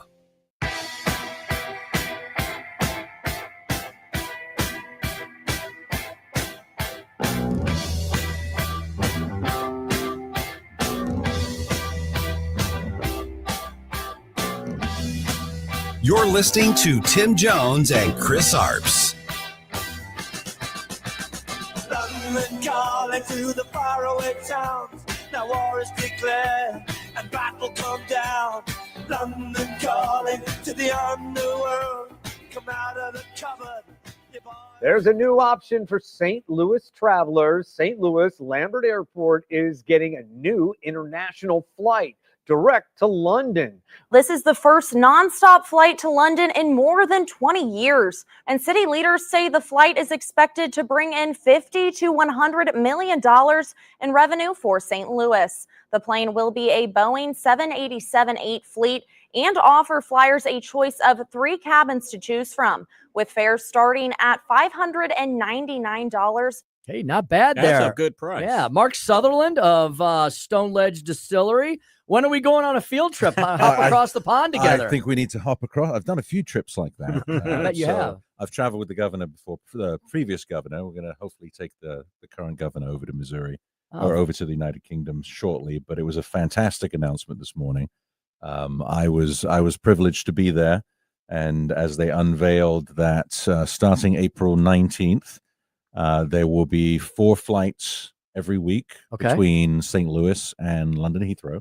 That's cool. So back and forth. And it's kind of cool for me because my first visit to America was a direct flight from London to St. Louis. Was it on TWA or British Airways? It was on TWA at the time. That went away in 91. Yep. And we've been having to go through Chicago and Charlotte ever since. So absolutely thrilled. We got some trips planned next year already to go and enjoy that single hop. That's across the fantastic. pond. Well, before we get deep into our Stolock whiskey here, let's introduce you to our audience. I've heard you throughout News Talk STL Nation. I think you were on Mike Ferguson's show maybe the other day, or I'm sure Nick Porcelli, or all of them. Yes. So tell the Jones and Arps crew who is Mark Sutherland and what are you up to these days? Give us the short Cliff Notes bio here. I sling whiskey and vodka, so everybody likes when I show up. I get to represent the British government here in the state of Missouri. I've done that since 2017. So I officially represent the Crown in Missouri, whatever that means. Government visits, trade missions, business relationships, announcements of direct flights to London, things like that. I also just got appointed to the Missouri Tourism Commission. Very cool. I've been a huge advocate of everything Missouri has to offer ever since moving here in 1989, and absolutely fell in love with the state, everything about it, including the Ozark Highlands. And I've been encouraging people to come visit for a long time. So I'm thrilled to be able to serve on the Missouri Tourism Commission. I do a few other things as well. Brag about downtown St. Louis, which is really got a turnaround going right now. And really, everybody likes me because of the whiskey. Indeed. That's it. My wife and I, we had our first trip to Great Britain in July. Had a great time, and it was sunny the entire week. It's usually cloudy over there, right? It's got a tendency. I mean, growing up, I remember it being cold, wet, and miserable. Right. But in reality, it's got some really nice days. All right, tell us about the Stone Ledge. I keep always wanting to say Stonehenge, of course. Was that on purpose? No. All right. Actually, so it's called Stone Ledge because there is a massive stone ledge that stretches from mid-Missouri down to mid-Arkansas. Okay. It's called the Ozark Highlands. So a few years ago, a few of us were sitting around drinking. One of the guys is our. That's when all great ideas. It actually, yes, every good story. No good story was like we were having a salad. It's every good story is like we're having a whiskey or we're having a beer, and so we were sitting around with this crazy idea. Just started learning about the Ozark Highlands and the 200+ year history of the Ozark Highlands and the distilling history, and we thought, hey, it would be a crazy idea to start up a distillery and really lean into this and really brag about these incredible spirits coming out of Missouri. And the next morning, it still sounded like a good idea. So we started looking into it, did a lot of business development, talked to some investors. And then a few years back started working with our contracted distiller, who actually owns his own distillery, but we contract with him to produce our stuff as well. And started, aging and bottling. And we launched our first whiskey, this flagship Stolock whiskey, in December of 2022. And then in 23, we launched our inversion vodka in Missouri and Florida. And then in late 23, we launched our first single barrel reserve whiskey, which is a barrel proof 10-year whiskey. And we've been growing ever since. So slowly expanding. We're all across Missouri, all across Florida, entered a few other states. We're in the United Kingdom right now. And we just won the #1 small batch bourbon in Asia. Hey, congratulations. That's fantastic. We're getting accolades, and ultimately it means people are enjoying it. Absolutely. And people like it, and it's good quality. And it really says Missouri makes really good whiskey. And we're not the only distillery out there making really good whiskey. And so Missouri has a story that hasn't been told, and we're getting to tell that story now. That's really cool. So, Mark, now you have a location to showcase many of your products called Stone Ledge Distillery. So tell us about Stone Ledge, the distillery, the location, the physical location in Defiance, where we're going to be broadcasting from live. We're very excited on Friday afternoon. We want everybody to come out and visit us. Tell us a little bit more about that and your plans for that. And tell us a little bit about Stolock and what people are supposed to take from this expression. And it's delicious, by the way. I've had it before. That's key number one. I've had it before, and I remember why I liked it, and it's really great. So tell us a little about Stone Ledge and tell us a little about Stolock. So Stone Ledge Distillery, we're in downtown Defiance, Missouri. We're in actually what was the original tavern in Defiance. It was opened in 1893, and it's been a drinking establishment ever since. Well, during Prohibition, it was a post office. So there's no drinking going on in the post office. So we took over a year or so ago. We bought it from the previous owners, and just it used to be a dive bar. And we spent 6 months just making it nice. So now you walk into a historical looking cocktail and martini lounge. And we have a separate area with air handling and such for cigars. Very So cool. we have our cigar room. We also have an outdoor patio that we're actually in the process of seasoning, but right now it's simply an outdoor patio with our live music stage. So we have live music throughout every weekend. And you can come and you can enjoy Stolock and inversion in either neat or as a simple pour or in a cocktail or martini, but also enjoy a whole lot of Missouri. So we not only celebrate what we do, but we celebrate what other Missouri distillers do as well. Oh, that's great. So we've got Blacksmith from Lohman, we've got Blackshire, Herman Farm, and Polly's from over in Herman. We've got the stuff that Nobleton's makes, so Le Bon and People's Gin, things like that. So we're really leaning in and celebrating. Bearwood Spirits is a new one we just picked up, which is fantastic. They have a really good rum, but really celebrating Missouri, one drink at a time. We also do local craft beers there.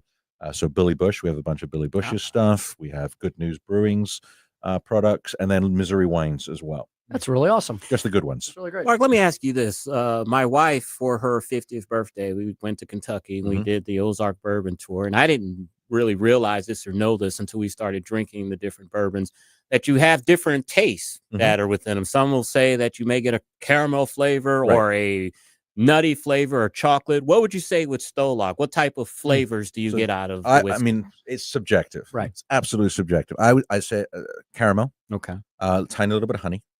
As you get older, so our mash on our flagship is 55% sweet corn, heirloom seed sweet corn, 40% honey wheat, which is an heirloom varietal grown near Colombia, and 5% malted barley.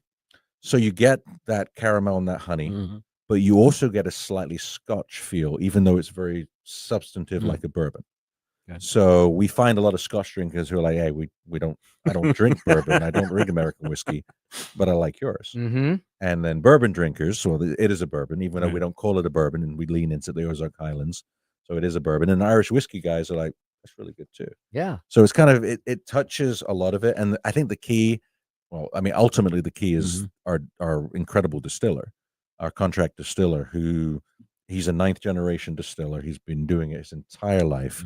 He knows what he's doing, and he takes the time to do it right. It is a really amazing expression, and I think you're right. It does have an intersection, I think, to it, because I started off as a single malt Scotch whiskey drinker. That's where I started. Yeah. Well, maybe I probably had blends in college. I probably drank. I was probably a Dewar's. I was probably a Dewar's and a what's the competitor? Not Jack Daniels. I'm thinking of something else. I'll think of it in a minute.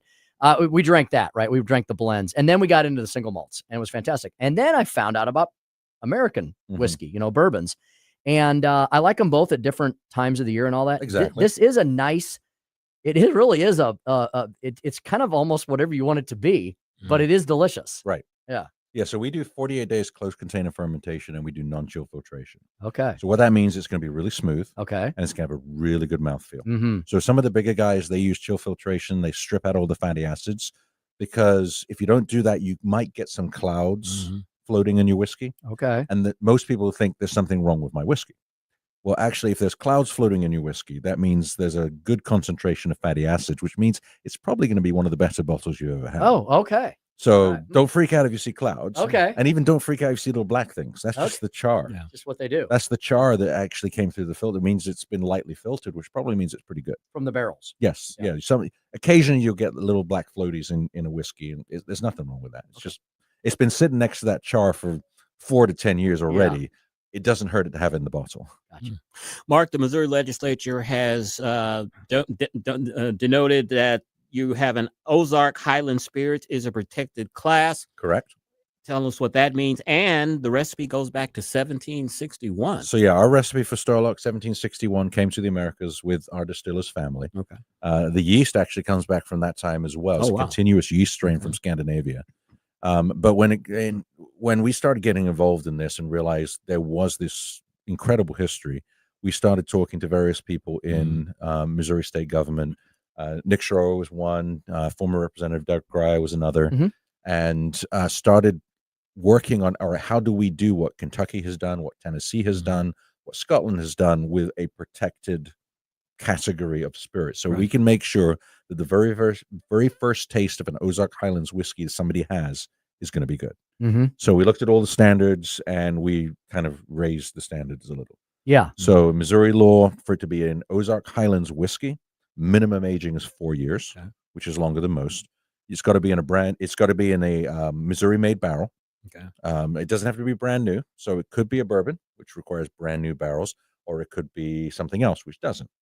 And then the water has to come from the Ozark Highlands. It has to be natural limestone filtered water, and you have to test that water for chemicals.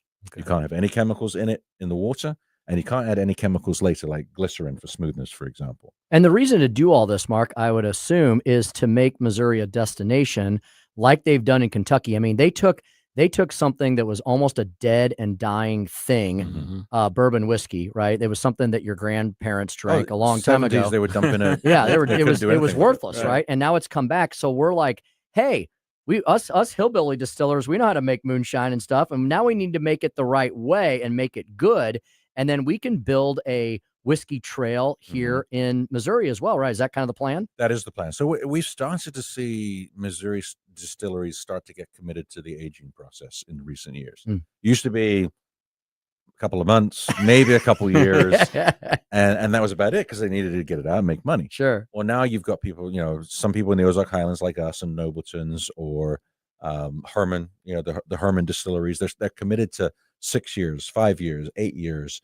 Ben Holiday over in the Kansas City area, they're Riegers. They're all aging stuff, which is going to get you a better quality product. But this last legislative session, Missouri passed legislation that allows signage to now go up on major highways and major roads as you enter the Ozark Highlands from all directions, to really just ramp up the visibility of it.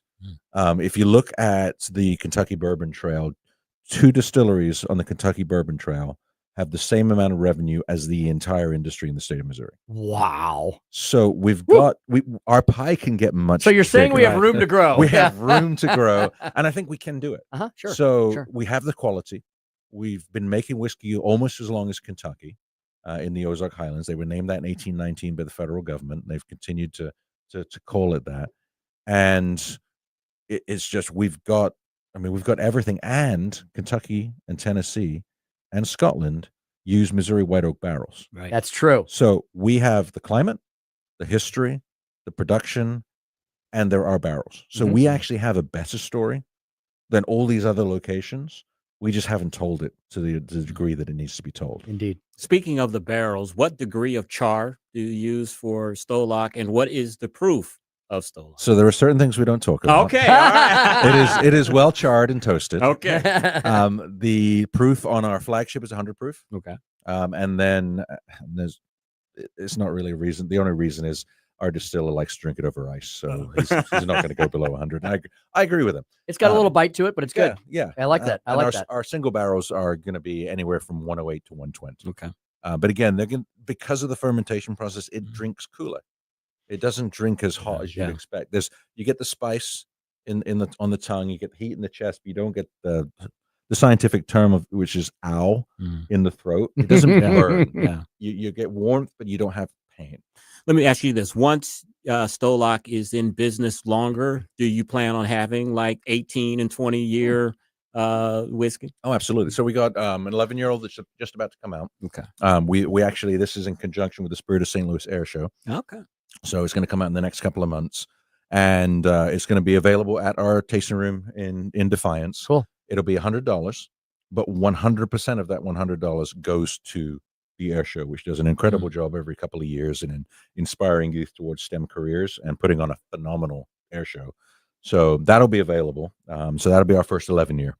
And then as things progress, we'll be doing older stuff as well. That is fantastic. Excellent. Mark, I know we have another million questions for you. I want to ask you a bunch of stuff about the UK, but we're just going to have you back sometime. Sounds good. Anytime. We got to get to the good Dr. Link. So we're going to let you Best go for now. dentist ever. I've used him for years. Excellent. He's my dentist as well. StoneLedgeDistillery.com. StoneLedgeDistillery.com. Mark Sutherland, he's got his own website. Mark, is that an I in there?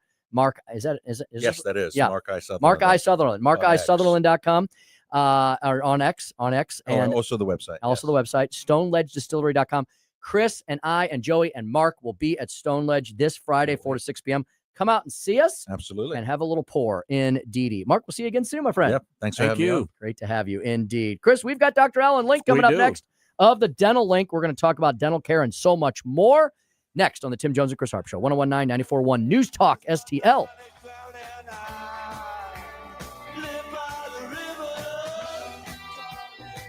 It's the Tim Jones and Chris Arps Show. You can go it alone.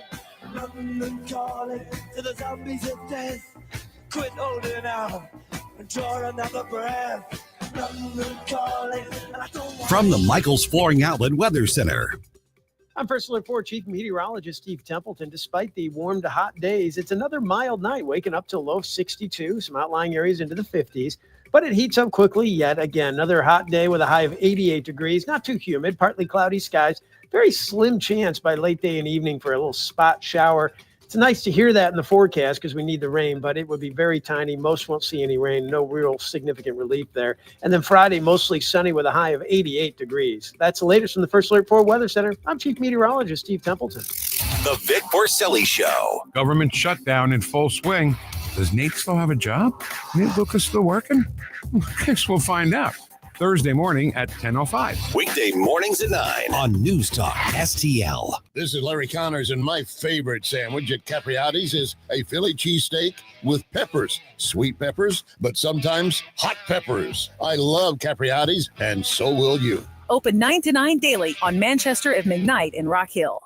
Hey, folks, it's Jamie Allman here for the Walner home selling team of Berkshire Hathaway. I love this team so much, and Rodney and Jen love the team so much, I became a member. So now I'm an agent with the Walner home selling team of Berkshire Hathaway, and I can tell you, as a matter of fact, that we're going to get you into a home really super easily and with the lowest cost you're ever going to find, and make sure we find you that dream home. We're also going to list your home and get the top dollar for your home. I'm telling you, Rodney and Jen love this business. You can tell it is infectious, and I'm so happy to be a real estate agent there with them. 314-810-SOLD, 314-810-SOLD. Whether you are buying your home or selling your home, I'm telling you what, the costs are going to be absolutely totally minimal, but the professionalism and getting the job done for you is going to be 100%. The Walner home selling team of Berkshire Hathaway, 314-810-SOLD, 314-810-SOLD.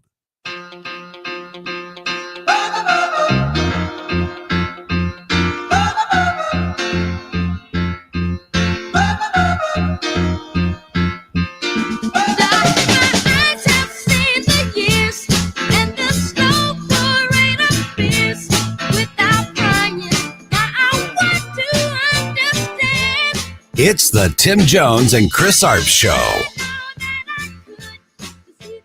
This morning, a major change coming to one of the country's biggest retailers. Walmart announcing it will eliminate synthetic dyes from all its store brand food and drinks, including popular labels like Better Goods and Great Value, the nation's largest consumer product food brand. The move comes after the FDA called on food makers to phase out artificial colors. That deadline was originally the end of next year, but the FDA now saying it's the end of 2027. 546 on the Tim Jones and Chris Arps Show, and we are honored to have, and I'm especially honored to have my dentist in studio with us, Dr. Alan Link of the Dental Link. You've heard me talk about about his dental office here for many, many years, and it's glad this is your first time at the studio, isn't it? Yeah. Hey, cool. You know, before we get into all the other stuff, you know, I talk often about mini dental implants, and you have been kind of the pioneer of mini dental implants. Tell people exactly what that is and how they're not like the traditional implants. Well, the nice thing about the mini dental implants is that they're a lot less invasive, less costly, and easier to work with. So for a patient who has an ill-fitting denture, a lot of times we can just place those the same day and refit that denture right over them. And they just walk out the same day. Well, so you can't do that with a lot of traditional dentures, a lot of traditional things. And you have a lot more variety of things that you can do with them versus some of these other things that are advertised out there. They're putting you into one or two tunnels. And the one thing that I like and talk about often is the cost. Traditional dental implants are way more expensive than the mini dental implants, right? Oh, absolutely. Absolutely. So it's not just the less invasiveness. Yeah. Excellent. Less invasive on the pocketbook. Dr. Link, thank you for inviting me. Yeah, we're happy to have you here. You know, some of the biggest headlines over the last few months have been about health and about health care and all aspects of that. And I know some conservatives are a little skeptical of RFK Jr., but one thing he's brought to the fore is a discussion about what are healthy things to be putting into our bodies. And I'm sure our diets affect our teeth and our gums, don't they? And you can put good things in your body that affect that, or you can put bad things that affect that, right? Absolutely. And you'd be really surprised how many things that we put in our body that we think are healthy are terrible for the teeth. There are some bottled waters that are very acidic, and the formula for decay is just acid, sugar, and bacteria. Well, we all have bacteria, but if you add anything that's really acidic, you're going to promote decay. And you think you're doing great by drinking the water. What's a good thing? What are some good things to be eating for good oral and gum care? Of all things, there are a few cheeses that are anti-cancer. cavity. They're Hmm. cavity fighting. Really? Yeah. Wow. That's great. I remember you told So- me one time when I was at the office, you said, Chris, probably the worst thing you can do for your teeth is to eat like a candy bar or some type of sugar before you go to bed, because that sugar just will be in your mouth all through the night and it just will wreak havoc on your teeth. So you listen. I do listen. I do listen. Absolutely. The worst time to do something is right before you go to bed Yeah. because your salivary flow decreases Mm. and all that bacteria and sugars are just sitting on those teeth. Terrible. So, yeah. So the best time to do a good job is right before you go to bed. There you go. There you go. Dr. Link, I know one of the things that you do a really good job of for our community is helping veterans. Veterans are a group that is often neglected, and one of the easiest things to neglect is your teeth, right, and your oral care. And so you really focus on that because Chris and I were talking about this earlier. The eyes and the mouth are two of the gateways into the rest of the body, right? And can tell you a lot about your overall health. It's amazing. They call it, the systemic connection between the teeth and the rest of your body. Mm. So the Cleveland Heart Clinics come out with position papers over the years, and now they're saying that, gum disease is causative to heart attacks and strokes and pancreatic cancer. Oh, wow. And causative to or strongly associated with diabetes and low birth weight babies. So, yeah, there's no question about that. Now, as far as our veterans go, unfortunately, they don't really get a lot of good dental coverage. Okay. And so I grew up in a family where I'm 70. My folks were born 1913, 1915, World War II stories. And the big thing is that they never talked about the war until two things happened. My three boys went to school, and one of the teachers at this particular school they wanted them to write a biography. And they encouraged them to write it about their grandparents or an uncle or something like that. So when my kids did that, I learned what grandparents and uncles did in the war. And my mom's family spoke Polish, German, and Russian fluently, so you know where they were behind enemy lines. Really interesting story. Indeed. So you grow that up with that kind of family culture, and I never served. It's something that you feel inadequate. You want to help. So that's why I do it personally, and my whole team donates their time. That's amazing. And we get oral surgeons to donate their time. It's a group effort. We've been doing it for over 35 years now. And when is that? That's because last time that you were in the studio, we were down at Union Station and we were promoting that you have a full day where you work with veterans and help with their dental needs. Right. And that's coming up again. This year it'll be November 14th. Okay. We ask everybody to phone the office. So I'd like you to maybe put the phone number on the website or whatever. It's 636-391-7208. We ask that people phone because we want them to come either in the morning or the afternoon. So morning's 8 o'clock, afternoon's 1 o'clock. And then that way we can divvy up the people so that we don't have a bunch of people just waiting. Right. And we can manage the crowd. How many people normally, when you do this annually, do you see? How many veterans do you normally treat? It's incredibly variable. Some years maybe only 20 or 30, and some years 80 or 90. Oh, wow. And yeah, when it was only me, that was wow. That was like going on a mission trip to El Salvador when there was no help, Right. because you're the only dentist. But now you practice with your son. I do, but I'll make an appeal to the dentists out there. If they want to give me a call, please do. My son got invited to the Invisalign conference, and he couldn't refuse. Ah, okay. And I'm left alone. So it's going to be you this year with the veterans. It's only the old man. Well, So if anybody wants to help you, we'd be happy to send them your way. Dr. Alan Link of the Dental Link, our guest here this afternoon. Dr. Link, sometimes it's good to remind people of the basics. So daily tooth and gum care. What should people be at a minimum doing every single day to keep their mouth and their gums healthy? my recommendation would be brush 3 times a day. electric or non-electric toothbrush? Does it matter? I'm a gigantic fan of electric toothbrushes. Okay. What do they do? I have one, so I'm just wondering why I use it, Well, because some people don't have the manual dexterity. Okay. Others don't want to spend enough time. So what you want is something that gives you the most efficiency per minute of time spent. And that's what an electric toothbrush does more than anything. And that's really the bottom line. Flossing certainly is the best thing. Get a water pick if you don't think that you're going to floss much. That's an excellent thing to do. And there are different brands out there on the market now. And then diet, like you were saying, a sugary diet, an acidic diet, soda. What about the bazillions of different oral rinses? Do you like a certain type better than another? Does it matter? Are they all the same? I might get into trouble on this, but we like doing that to people here. Yeah. I've never been a fan of any mouth rinses with alcohol in them. Okay. Because it never made common sense to me. Somebody who is a smoker, so that's adding a risk factor for oral cancer, is going to use a mouth rinse that's alcohol containing, which is another, cancer causing agent. And they use it more often because they're a smoker. Gotcha. So other than that, any mouth rinse that you will use, so you got to like it first, like a toothpaste. There are all kinds of good toothpaste. My suggestion is use one that you like so that you use it. Okay.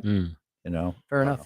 Dr. Link, when I was in last week for my every 3-month checkup, you told me about another initiative that you are embarking upon. It's regarding Turning Point USA and Charlie Kirk. Tell us what your office is going to be doing with that.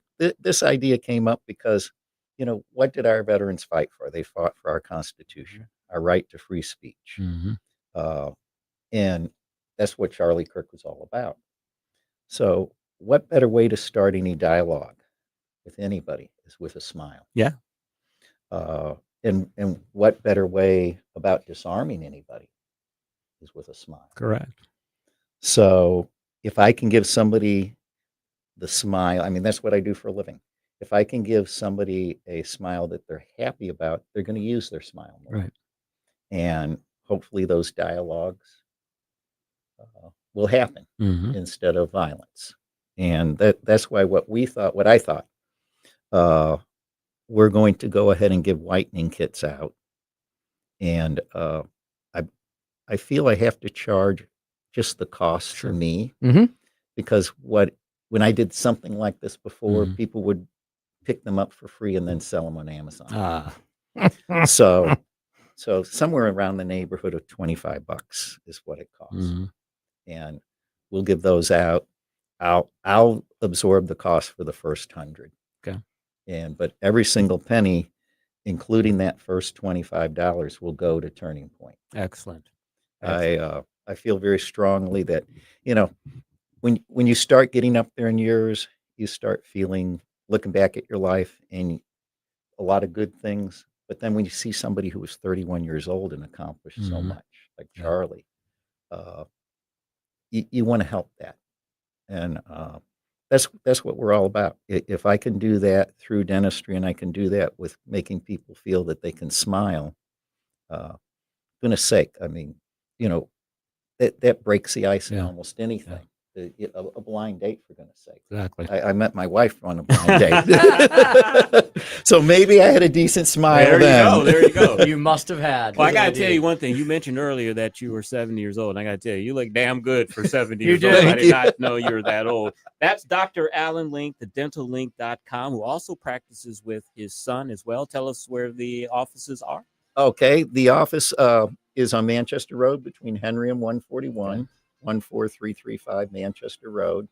We're called the Dental Link. Yes. And so that's thedentallink.com.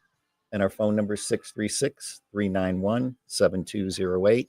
If you do wish to come to the Veterans Day, and that's when we'll do the whitening too. We're going to couple that on that particular day so that we don't get inundated during our regular That's Dr. Alan Link. You can reach him and get more information at thedentallink.com. Coming up next, Larry Connors USA.